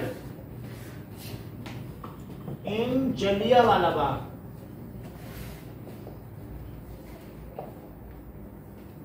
for Baisakhi festival. Sir वो क्या लिखा है, सर उसके स्पेलिंग गलत है ना, PIC with some little protest। ठीक है, now General Dyer opened fire on them. General Dyer ने क्या किया? Open firing on them without warning। Any warning. Dyer 319 लोग मारे गए थे, बाकी मैं अभी देख के बताऊंगा। बस 300। हाँ, Dyer opened fire on them। Sir ये ये हुआ। सैकड़ों है। This is called Jallianwala massacre. एक बार देख लेते हैं कितने लोग हैं। सैकड़ों बोला था हैं? ना, सैकड़ों का मतलब मैं एग्जैक्ट क्यों ना बता दूं? वहाँ पे तो मिलने सर जलियांवाला हत्याकांड नहीं। वो उससे ही थे। How many persons were killed in Jallianwala massacre? 379 और 1200 wounded। 379 people were killed। Sir किसी का पैर कट गया था। ओपन का स्पेलिंग गलत है, वो भी सर ये सेंटेंस अलग नहीं है। When people opposed their arrest, then fire was opened। नहीं, ऐसा कुछ नहीं है। सर आपने लिखा है। जनरल सर ये वाले पर When people opposed 1919 के नीचे। तो when people opposed their arrest, then fire was opened on sir ये क्या सेंटेंस है? them। यानी इनके जो ये सैफुद्दीन खिचलू और सत्यपाल का जब अपोज किया अरेस्ट का, कि भाई उन्हें क्यों अरेस्ट किया है आपने, है ना? सर तो their क्या arrest क्या होता है? इन दोनों के अरेस्ट का जब विरोध Their किया। arrest। They were arrest होगा। Their When people opposed their arrest, arresting of them। अब आपको लगता है तो अरेस्टिंग ऑफ देम लिख दो, देन सर अपने से बनाने में समझ सही है ना? समझ आ गया? सैफुद्दीन खिचलू और डॉक्टर सत्यपाल, तो ये काम हो गया। सर 1200 लोग घायल हो गए थे। हाँ, वुंडेड, इतना काम हो गया। 1200 वुंडेड। तो ये जलियांवाला बाग की बात हो गई। अब हम आगे बढ़े। सो सैफुद्दीन को याद कैसे रखें? now there was against this Jallianwala massacre there was countrywide strikes। देखो बता रहा हूँ। हाँ, इसी के लिए 17 मूवमेंट फिर से देखो इस चीज को कि जब जनरल डायर को जिसके बारे में पता चला सर, कि ये जलियांवाला मूवी में तो बाग कुछ में और लोग दिख बहुत रहा है। सारे गैदर अभी हुए, बता रहा तो हूँ। वो वहाँ गए और Against- उन्होंने बाहर जाने का रास्ता ब्लॉक कर दिया और लोगों को बिना वार्न किए उनके ऊपर फायरिंग शुरू कर दी, जलियांवाला- जिसकी वजह से सैकड़ों लोग मर गए। और फिर जैसे ही जलियांवाला बाग की न्यूज दूसरी जगह पहुंची तो लोगों ने ब्रिटिश गवर्नमेंट के खिलाफ प्रदर्शन शुरू कर दिया। बहुत जगह स्ट्राइक शुरू हो गई, पुलिस के साथ लड़ाई शुरू हो गई, Countrywide। गवर्नमेंट बिल्डिंग पे अटैक शुरू हो गए। तीन और चीज गवर्नमेंट ये- ने उतनी ही इतना सख्ती रुको से पहले। लोगों को दबाना शुरू किया। क्या बोल रहा है? There was countrywide स्ट्राइक हो गई और क्या हुआ? ठीक है, अटैक्स ऑन पुलिस नहीं, clashes with police, attacks in government building. Clashes. Sir Jallianwala में 2 लेयर आएगा। क्या? ठीक है, पुलिस और क्या हुआ बताओ? Attacks on government buildings. लेकिन क्या ये सत्याग्रह की भावना के विरुद्ध नहीं है? अटैक ऑन सर लेकिन पहले तो सर मस्ती तो उन्होंने की थी बिल्डिंग। ये एक तरीके से बदनाम करने की कोशिश थी कि हम कुछ नहीं कर रहे, वही हमें मार रहे हैं। तो इससे अंग्रेजों का एक डिफेम हुआ दूसरी जगह पे। तो सर किसको पता चला इससे? देखो उससे ये होता है ना कि मान लीजिए तुम सबको इन्वॉल्व करो। अगर मान लो तुम मार रहे हो, वो मार रहे हैं, तो दुनिया दूसरी तरीके से देखेगी, कहेगी दोनों तरफ से लड़ रहे हैं। और इसमें एक होता है निर्दोष को मार रहा है, एक भी मरा ना तो एक जो वर्ल्ड वाइड तुम्हारी छवि खराब होती है। एक खाली हाथ था उसको मार डाला। और एक है भगत सिंह के, अरे वो तो आतंकवादी थे, वो गोली लेके आए थे मारने। जैसे नहीं होता है, दो जगहों के बीच में लड़ाई हो रही है, अब एक यहाँ पर भी लड़ रहा है। सर गांधी जी रशिया और यूक्रेन भी तो लोग हैं, दोनों ही तो लड़ रहे हैं। एक तो जीतेगा और एक लड़ नहीं रहा है और एक मार रहा है। तो उस मारने वाले की जीत कभी नहीं होगी, उसकी सिर्फ बदनाम, उसको बदनामी हाथ लगेगी। अगर वो डायरेक्ट पर एक्शन ना लेता तो और बदनामी होती। मतलब वो किसी देश के साथ अच्छे संबंध नहीं बना सकता, है ना। एक जस्टिफिकेशन कहते तुम्हारे यहाँ तो लॉ ही नहीं, किसी को गोली मार दी जाती है, तो वो चीज है। तो और इससे इन्होंने ये किया कि 33 करोड़ लोगों को इन्वॉल्व कर लिया। जो मास मूवमेंट होता है ना, शक्ति उसी में होती है। और अगर तुम सोचो कि 10,000 से लड़ लेंगे, लड़ तो तब भी लेते, लेकिन मास मूवमेंट से क्या होता है, एक नेशनलिटी हम में उदित हुई। वो नेशनलिटी आज भी इंडिया को बांधे हुए है कि हमने लड़ा है, नहीं गोली खाई सी, वो अलग बात है। तो एक साथ सबको बांध के, भले ही वो रीजन अलग अलग हो, लेकिन सबने अंग्रेज से लड़ा। और इतनी डाइवर्सिटी पर भी हम एक क्यों है? ये सिर्फ फ्रीडम फाइटिंग की वजह से। और ये ऐसा कोई भी लीडर नहीं था इंडिया का जो पूरे सबको बांध सका। क्या हम कहते हैं सुभाष चंद्र बोस भी बांध सके क्या पूरे इंडिया को? तो एक ऐसा लीडर चाहिए था जो उसका व्यक्तित्व बहुत ऊंचा हो, व्यक्तित्व बहुत ऊंचा हो और सबके द्वारा एक्सेप्टेड हो। इवन ये मुस्लिम के द्वारा भी एक्सेप्टेड थे। वो जब मुस्लिम क्या चले जाते थे ना, जहाँ गोलियां हो रही हैं, और चले जाते थे, कहते थे कि चोरी चौरा कांड में मत मारो गोली, नहीं तो हम भूखे बैठ जाएंगे। मुस्लिम भी बंद कर देते, जैसे हिंदू मुस्लिम के प्रेशर में पाकिस्तान चले गए, वहां भी लड़ाई बंद करा गया। तो एक तरीके की जो किसी का पर्सनालिटी होती है, तो वो इनकी काम कर रही थी। एक तो लॉयर थे ही, तो इनको मालूम था कि कैसे कब क्या आंदोलन करना है। तो अब इन्होंने क्या किया, जब इतना हुआ, गांधी जी स्टॉप सत्याग्रह, बोले ये सत्याग्रह नहीं है, तुम लोग गलत तरीके से कर रहे हो, अटैक क्यों कर रहे हो, कहीं अटैक नहीं करना, उनको नुकसान नहीं पहुंचा। ठीक है, रिपुसन करे बदकही सोई और मोर काज तासुहित हुई। जब राम ने, सुनो, राम ने अंगद को भेजा तो बोला रावण के साथ ऐसी बात करना कि मोर काज, मेरा काम भी निकल आए और तासुहित हुई, और उसका भला भी हो जाए। तो ये टैक्टिस गांधी जी अपना रहे थे। रिपुसन, रिपु यानी दुश्मन होता है, उसके साथ ऐसी बात करना। रिपुसन करे बदकही सोई, मोर काज, हमारी सीता भी वापस आ जाए और तासुहित हुई, और उसका हित हो जाए। तो ऐसा काम समझ में आ गए ना। इसीलिए वो वर्ल्ड वाइड लीडर है। क्यों यूएन में उन्हीं की फोटो लगी है और उन्हीं का स्कल्पचर क्यों लगा? और किसी भी लीडर का लग सकता था, सिर्फ गांधी जी का लगा। इंडिया तो वो जिसके घर की चीज होती है वो मुर्गी होती है। चलो अब ये देखो, सो गांधी जी ने क्या किया बताओ, सत्याग्रह को स्टॉप करके बोला क्रैश नहीं करना है।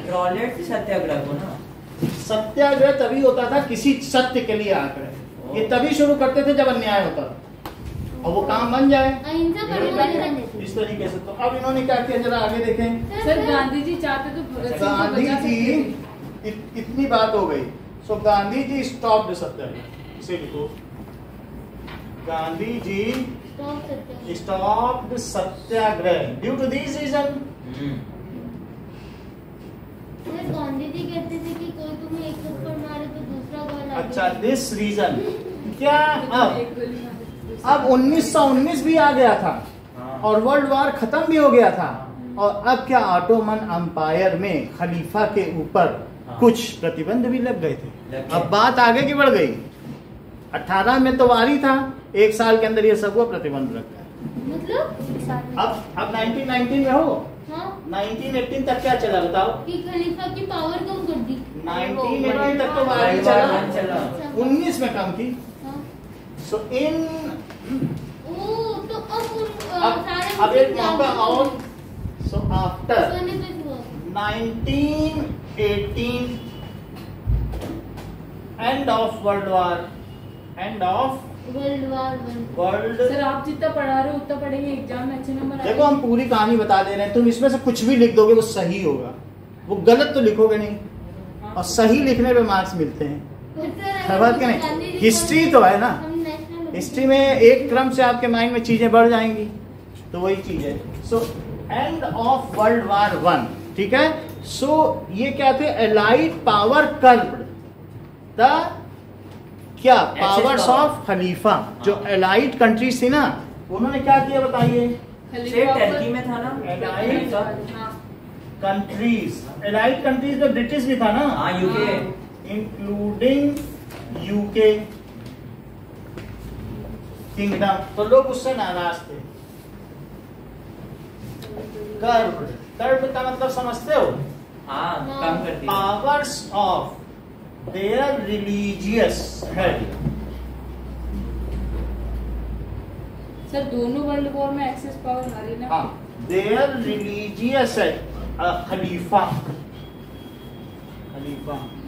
Due to this the Muslim community was annoyed. Due to this,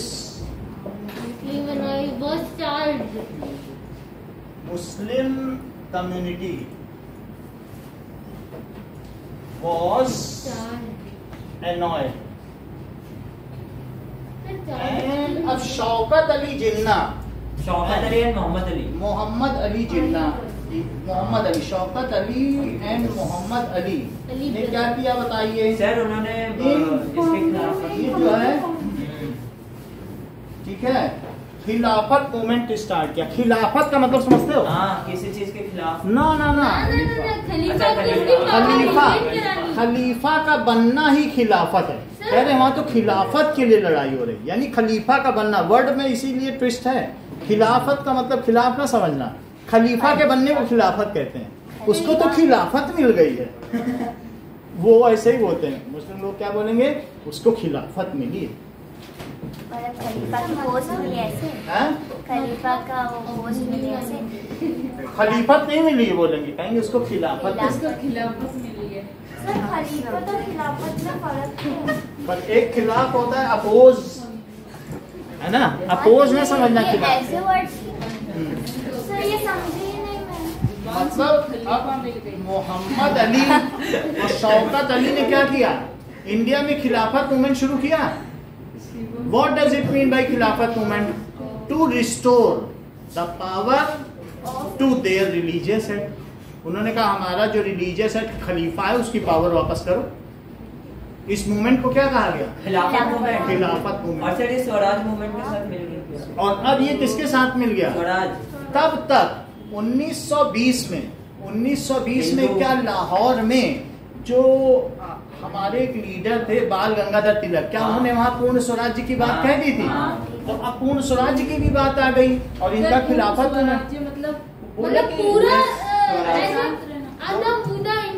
मतलब हाँ, वो बोल रहे थे, कांग्रेसी कह रहे थे हमको भी थोड़ी बहुत पावर दे दो, हमारा भी लेजिस्लेशन बन जाए। तो उन्होंने कहा नो नो, पूर्ण स्वराज्य चाहिए। फिर धीरे धीरे कांग्रेस इसके विरुद्ध तक पूरा नहीं चाहिए हमको, लेकिन धीरे धीरे उनको बाल गंगाधर तिलक के साथ आना ही पड़ा। बोले नहीं तो बेइज्जती की बात है, अगर हम अपोज नहीं करेंगे तो उन्हें आना पड़ा। पूर्ण स्वराज चाहिए, हम सॉवरन हैं, संप्रभु हैं, संप्रभु राष्ट्र। We very well handle our issues, you we don't need you to intervene in our matters, please go out. समझ आई बात की नहीं? इतनी बात है। तो अब देखिए ना, हाँ ठंडी लग रही, इधर उधर बैठ जाओ, इधर आ जाओ, उसी जगह को बैठना चाहिए जो लोग गर्मी। अब देखो यहाँ तक बात हो गई। सो मोहम्मद अली एंड शौकत अली,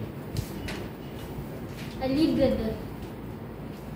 मोहम्मद अली ये कौन थे? मोहम्मद अली अली दिखा रहे हैं, सर देखना नहीं है मेरे को, सर ये मुंबई के लोग थे। सर आपका ऐसा मजाक है? अरे मुंबई ये दोनों भी मुंबई से। मोहम्मद अली, शौकत अली वास्तव में ये भाई थे, ठीक है। शौकत अली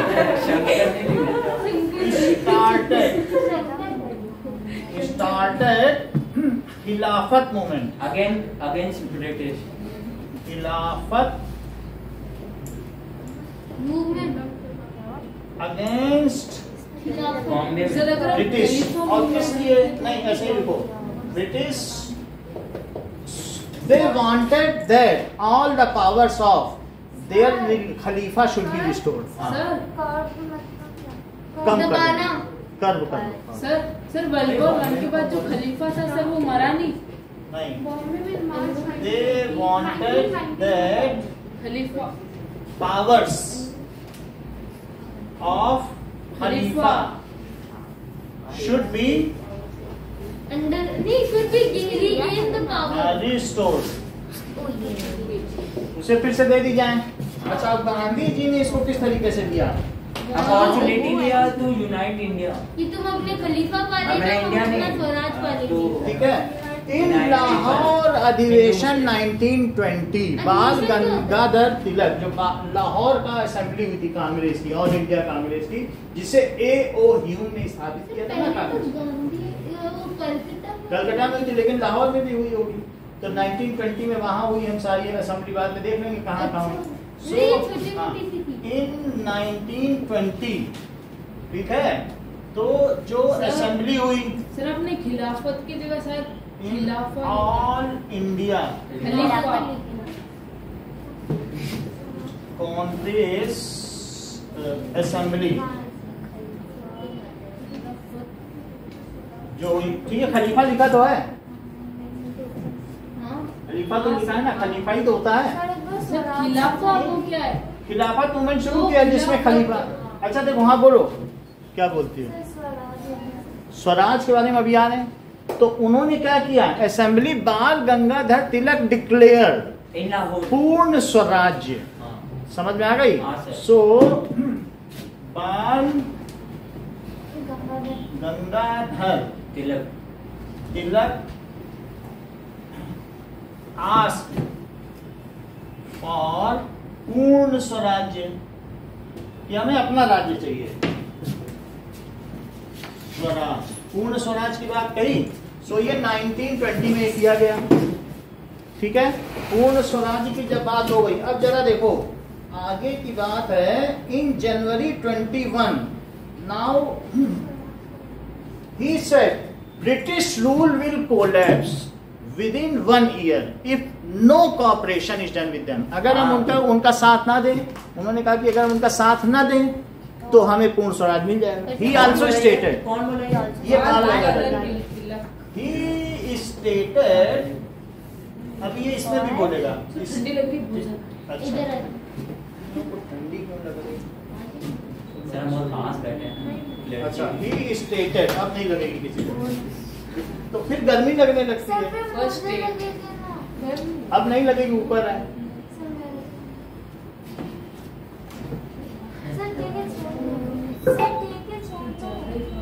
अब नहीं लगेगी, तो फिर गर्मी मत बोलना। He stated, if we would not cooperate with British, then within 1 year, British will leave India.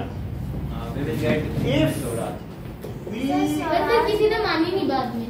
would not, Swaraj का मतलब अपना राज। हम तुम्हारे अंडर में नहीं, हमें ब्रिटिश राज नहीं चाहिए। सर थोड़ा अपना हमारा हेड होगा, कॉन्स्टिट्यूशनल हेड, हमें तुम्हारा नहीं साथ चाहिए। तुम चले जाओ, हम जैसे चलाना होगा चला लें, है ना। स्वराज, स्व का मतलब अपना, माई रेन, माई रेन, मेरा राज्य। He stated if we would not cooperate with sir them, my land भी तो लिख सकते हैं। अभी ठीक करते हैं। Operate, if we would not cooperate with British. Sir हमारे हिंदी वाले सर कह रहे थे कि प्रांजल पे टॉपर बन जाते अगर उनकी हिंदी Then, में रेटिंग बढ़िया होती। बिल्कुल ठीक है।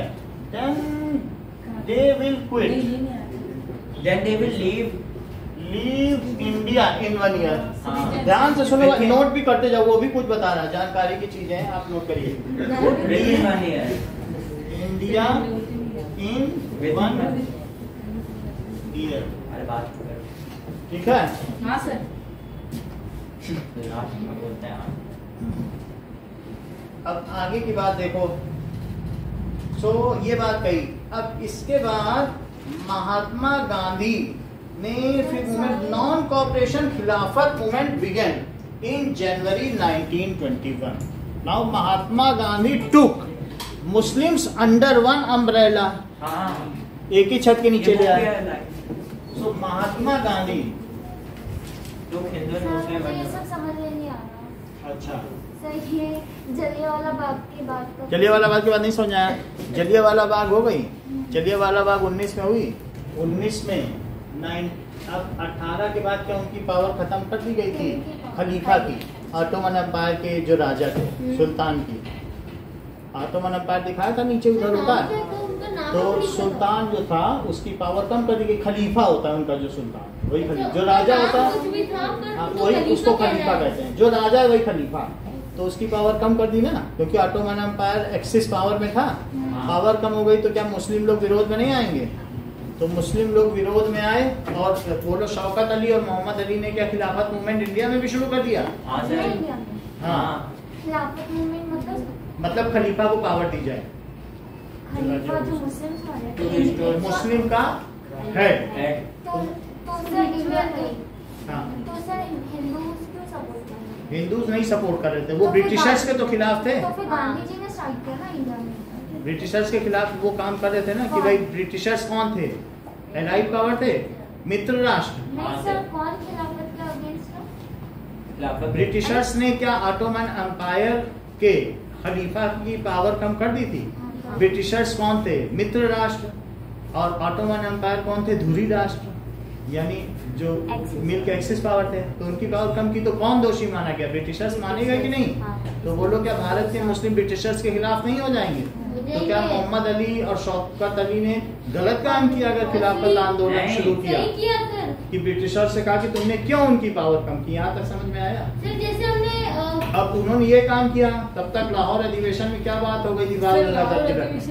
कि हमें पूर्ण स्वराज चाहिए। और ये बता दिया 1 साल तक अगर हम उनका सहयोग न करें, हमारे ही लोगों को ले पूर्ण स्वराज। ठीक कर देंगे ना, पूर्ण को भी ठीक कर देंगे। अभी ये समझ में आ गई बात की नहीं? तो इन्होंने वहाँ पर 20 में बोला हमें पूर्ण स्वराज चाहिए, अगर 1 साल तक उनका हम सहयोग न करें तो वो छोड़ के चले जाएंगे। तो गांधी जी ने कहा तुम दोनों की बात हम सहमत है, चलो अब एक Congress committee, all India Congress committee पूर्ण स्वराज की मांग कह रही थी, वो कह रहे थे खिलाफत। गांधी जी बीच में खड़े थे, बोले 21 जनवरी को 1921 में कि अब हम एक non cooperation Khilafat movement start करते हैं। वो नॉन कॉपरेशन भी रहेगा और नॉन कॉर्पोरेशन मतलब नॉन कॉपरेशन यानी हम सहयोग ही नहीं करेंगे तुम्हारे किसी काम में, हम तुम्हारा सब सर्विस छोड़ देंगे। सिर्फ इसमें हमारे खिलाफत नहीं, नॉन कॉपरेशन हिंदुओं के लिए और खिलाफत मूवमेंट है ब्रिटिशर। तो उनसे भी संदेश बोल दिया कि तुम लोग अगर खिलाफत करना चाहते हो तो यही करो जो हम करो। अच्छा, तो नॉन कॉपरेशन में हिंदूज के हो गया, वो कॉपरेट और खिलाफत मतलब ब्रिटिशर्स को भगा दिया। ब्रिटिशर्स खिलाफत मुस्लिम के लिए था, लेकिन उन्होंने कहा कि तुम करना चाहते हो तो यही करो, तुम भी छोड़ो नौकरी। तुम्हें ब्रिटिशर्स का विरोध करना है ना, तो तुम नौकरी छोड़ो, सब छोड़ो। तो ब्रिटिशर्स पर एक दबाव बनेगा, प्रेशर ग्रुप बनाना। बोलो बात समझ में आई? इसीलिए तो फेल हो गया। तो महात्मा गांधी, अब देखो कौन स्टार्ट, महात्मा गांधी इन जनवरी। इसमें बॉम्बे का कुछ आया ही नहीं। अभी देखो मैं दिखाता हूँ, इतनी बात सही है। अब स्टार्टेड, क्या स्टार्ट किया? Non cooperation Khilafat movement started non cooperation cooperation Khilafat movement. Non cooperation का मतलब सही बता रहे हैं, सहयोग न करना, नॉन कॉपरेट नहीं करना, असहयोग, कॉपरेट नहीं करना, असहयोग।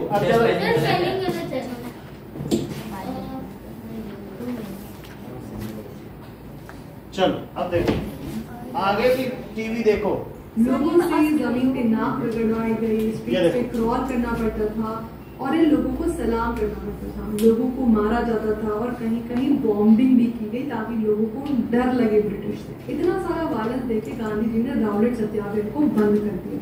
राउलेट सत्याग्रह भले ही पॉपुलर था बट इसकी पॉपुलैरिटी सिर्फ टाउन या सिटीज तक ही सीमित थी। तो गांधी राउलेट सत्याग्रह देख रहे हो, सत्याग्रह भी अलग अलग है। खेदा सत्याग्रह, राउलेट सत्याग्रह, अहमदाबाद सत्याग्रह, चंपारण सत्याग्रह, जहाँ जहाँ मौका मिला वहाँ वहाँ सत्याग्रह। तो उन्होंने कहा कि जब राउलेट सत्याग्रह किया गया तो लोगों की क्लैश हुई पुलिस से। पुलिस ने कहा अच्छा तुम हमारे यहाँ जलाओगे, चलो नाक रगड़ो जमीन पे जब तक खून न निकल जाए। और सैल्यूट करने के लिए कहा था। और सैल्यूट करो तो मतलब बड़ा उनपे वो हुआ, अत्याचार हुआ। तो इन्होंने देखा ये अच्छा नहीं, हमारे लोग मारे जा रहे हैं और बॉम्बिंग भी करवाई गई बताना। तो गांधी जी ने कहा कि हमारे ही लोग गलत कर रहे हैं, तो इसलिए उन्होंने राउलेट सत्याग्रह, समझ में आ गई बात कि नहीं, तो बंद कर दिया कि राउलेट सत्याग्रह नहीं होगा। अब हम इस पर आए तो अब चलो थे कि ब्रिटिश के खिलाफ मूवमेंट सुनिए आगे देखिए। इसके लिए उन्होंने मुस्लिम्स और हिंदूज को साथ में आके ब्रिटिश के खिलाफ लड़ने के लिए बोला। तो ऐसे में मुस्लिम पॉपुलेशन को साथ में लाने के लिए उन्होंने मोहम्मद अली और शौकत अली के साथ मिलकर खिलाफत मूवमेंट की शुरुआत की। खिलाफत इज नॉट मोहम्मद अली और शौकत अली।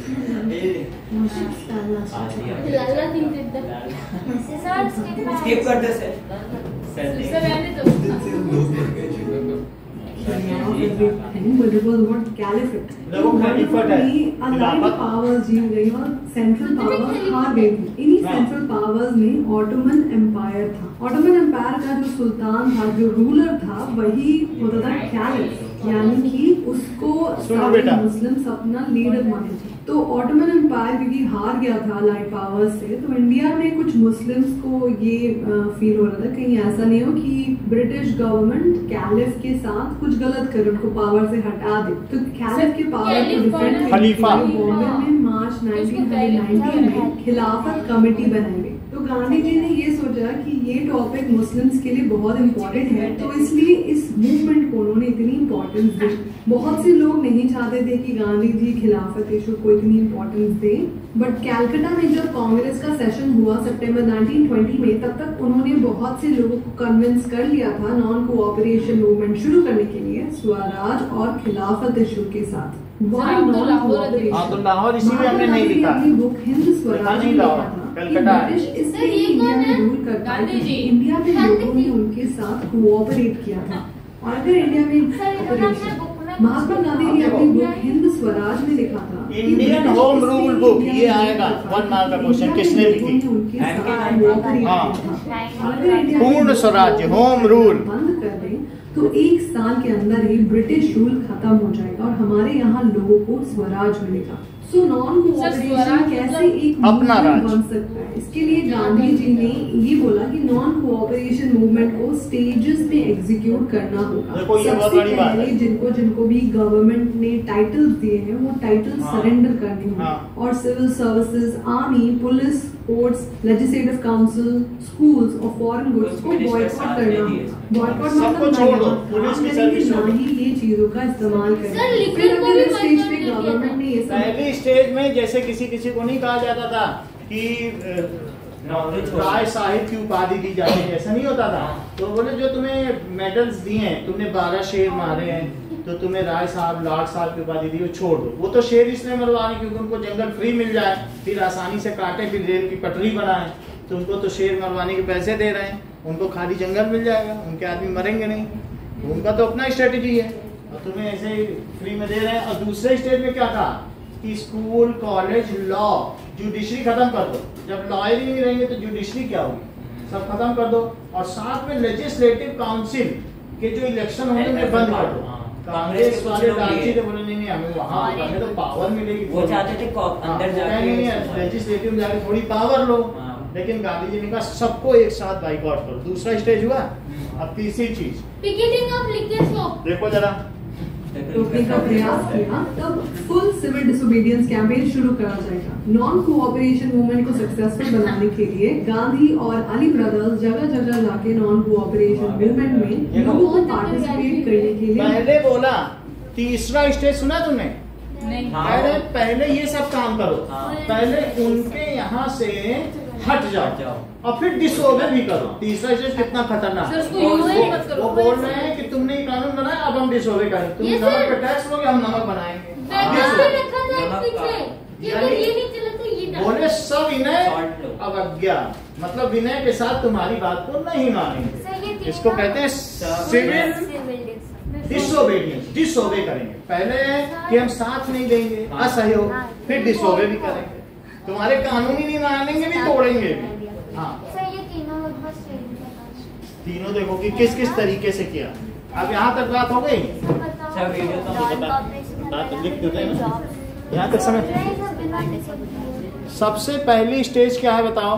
कि you return what ever the, आपको क्या दिए गए हैं? सर पोजीशन, जो medals are given by Britishers, return those medals, उपाधियां, ठीक है, मेडल्स। दूसरी बात, बाइकॉट स्कूल, कॉलेज, लॉ, वो मतलब जुडिशरी, और साथ में जो लेजिस्लेटिव काउंसिल। वो बात समझ में आ गई? किसका जो नॉट टेक सर ऐसे हाथ अच्छा की बात है।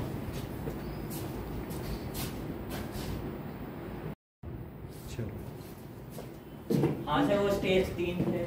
ठीक है, हाँ, इतनी बात हो गई। पहला तो सर वो सर्विसेज छोड़ देना। अब सेकंड बात क्या हो गई? सो यहाँ पर इसको ज्यादा लिखने की जरूरत नहीं है। 3 stages.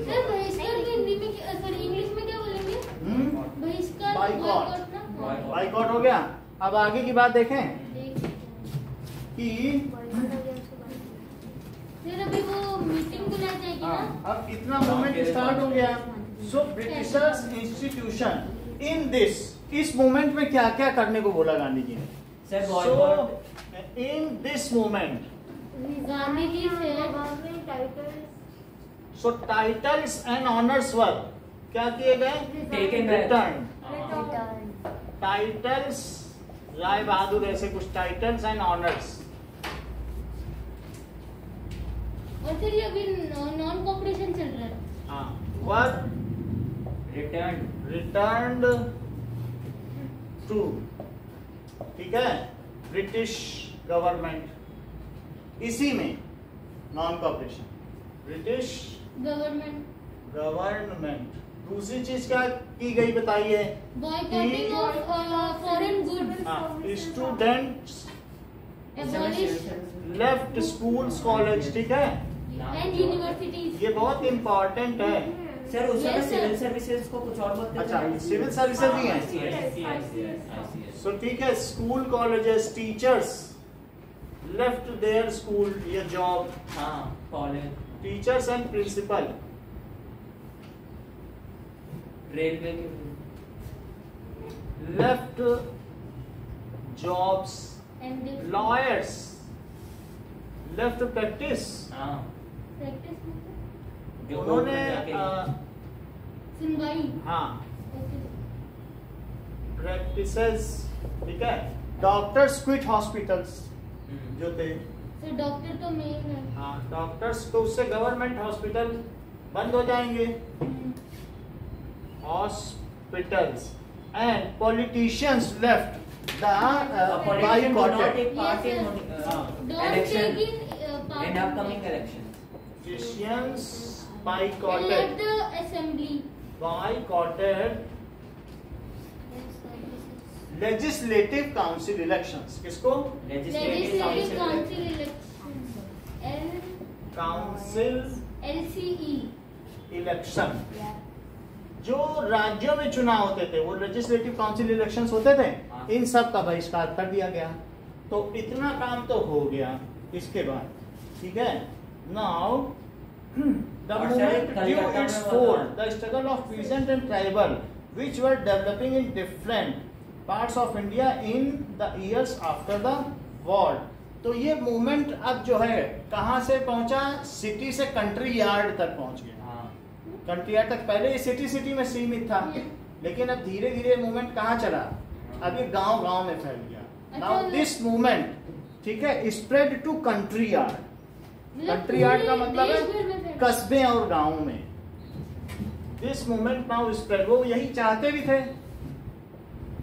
This movement spread all over the country, spread to मतलब टाउन्स एंड विलेजेस, ठीक है, towns and villages from city.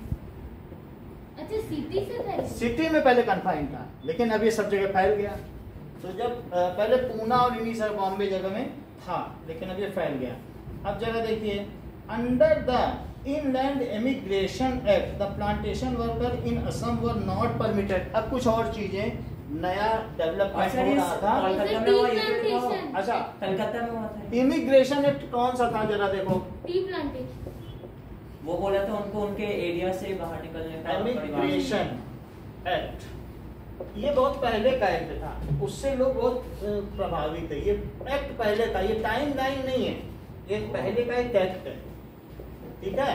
So Assam plantation workers were not allowed to leave tea garden until the plantation is over. Their respected area. हाँ, असम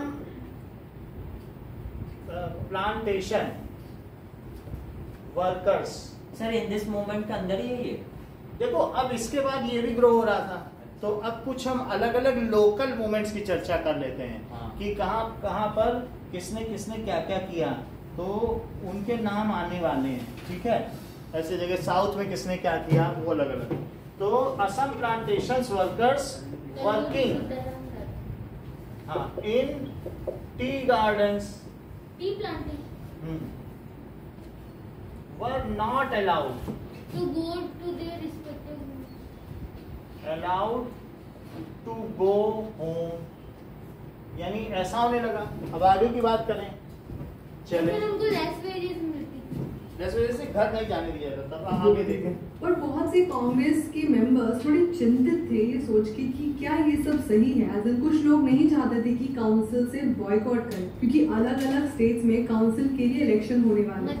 ऐसे में अगर इसको boycott किया जाता है तो कांग्रेस को इसमें सीट्स नहीं मिलेगी, और मे बी उन पार्टी को सीट्स मिल जाए जिसको कांग्रेस नहीं चाहती थी। और अगर सीट्स नहीं मिलेगी तो कांग्रेस अपनी बातों को दूसरों तक पहुंचा भी नहीं पाएंगी। साथ ही साथ उनको ये भी डर था कि कहीं मूवमेंट हिंसक ना हो जाए। तो सितंबर से दिसंबर तक इन सब कंफ्यूजन में ही समय बीता। फिर फाइनली कांग्रेस का सेशन जो नागपुर में हुआ था दिसंबर 1920 को, उसमें एक कॉम्प्रोमाइज कोलैबोरेशन के लिए सब लोग रेडी हो गए। सुनो, सितंबर 1920 में कहाँ हुआ था? कलकत्ता में हुआ था, और कुछ कांग्रेस के लीडर्स नहीं थे। दिसंबर 1920 में कहाँ हुआ? नागपुर। सर क्या हुआ था यहाँ पर इनका अधिवेशन होता था, कांग्रेस का वार्षिक अधिवेशन होता था, लेकिन ये पहला साल था जबकि दो अधिवेशन हुए। समझो कि वो लोग हर साल अधिवेशन करते थे अपना कमेटी असेंबली बुलाते थे किसी हॉल में, तो कभी नागपुर में तो कहीं कहीं पे। लेकिन उस साल लोग कांग्रेस में कंफ्यूजन बढ़ा था। कुछ लोग कहते थे कि नहीं हमें तो काउंसिल इलेक्शन में भाग लेना है, कुछ कहते थे नहीं लेना है। तो उस कंफ्यूजन के चलते उस साल 2 बार अधिवेशन हुआ। आज तक भी वो अधिवेशन होता है। कॉन्फ्रेंस बैठक बैठी कमेटी सारी दुनिया भारत के हुआ है ना, 2 बार हुआ। तो किस साल 2 बार अधिवेशन हुआ? 1920 में एक बार सितंबर में हुआ, और दिसंबर में सितंबर में कलकत्ता में हुआ, और दिसंबर में नागपुर में। क्यों हुआ? क्योंकि कुछ लोग लेजिस्लेटिव काउंसिल में हिस्सा लेना चाहते थे और कुछ नहीं चाहते थे, तो फिर से बैठक बैठाई गई कि भाई एक मत तो हो जाओ। यंगर तो जो थे वो नहीं लेना चाहते, बुरी बात नहीं आ गई। तो इसलिए during that year that conference all India working committee जो थी ना कांग्रेस की, 2 बार उनका अधिवेशन हुआ। बुरी बात समझ में आ गई? अब इसके आगे की बात कल बताइए। Thank you sir. वीडियो तो भेज देना। हाँ, वीडियो यही वाला भेज देंगे, यही पढ़ लोगे बिल्कुल समझ में आ जाएगा इसमें, और उसको नोट करते जाना। सर मैं ये भी पढ़ रहा हूँ, शुभम काटे का भी कौन सा दूसरा बता दो? शुभम काटे बहुत अच्छा वो देख रहे हैं 3-4 सर, वो बहुत बड़े ये बिल्कुल बुक का बता रही है, और वो नोट करने लायक है ऐसा बता रही है। सर 1 घंटा पूरा वही बुक ही बुक चला रही है ये। Okay, thank you sir. Thank you sir. नहीं होगी बारिश में। Thank you sir. वेलकम बेटा। हो गई तो मैं इतना समझ में आ गया ना? हाँ।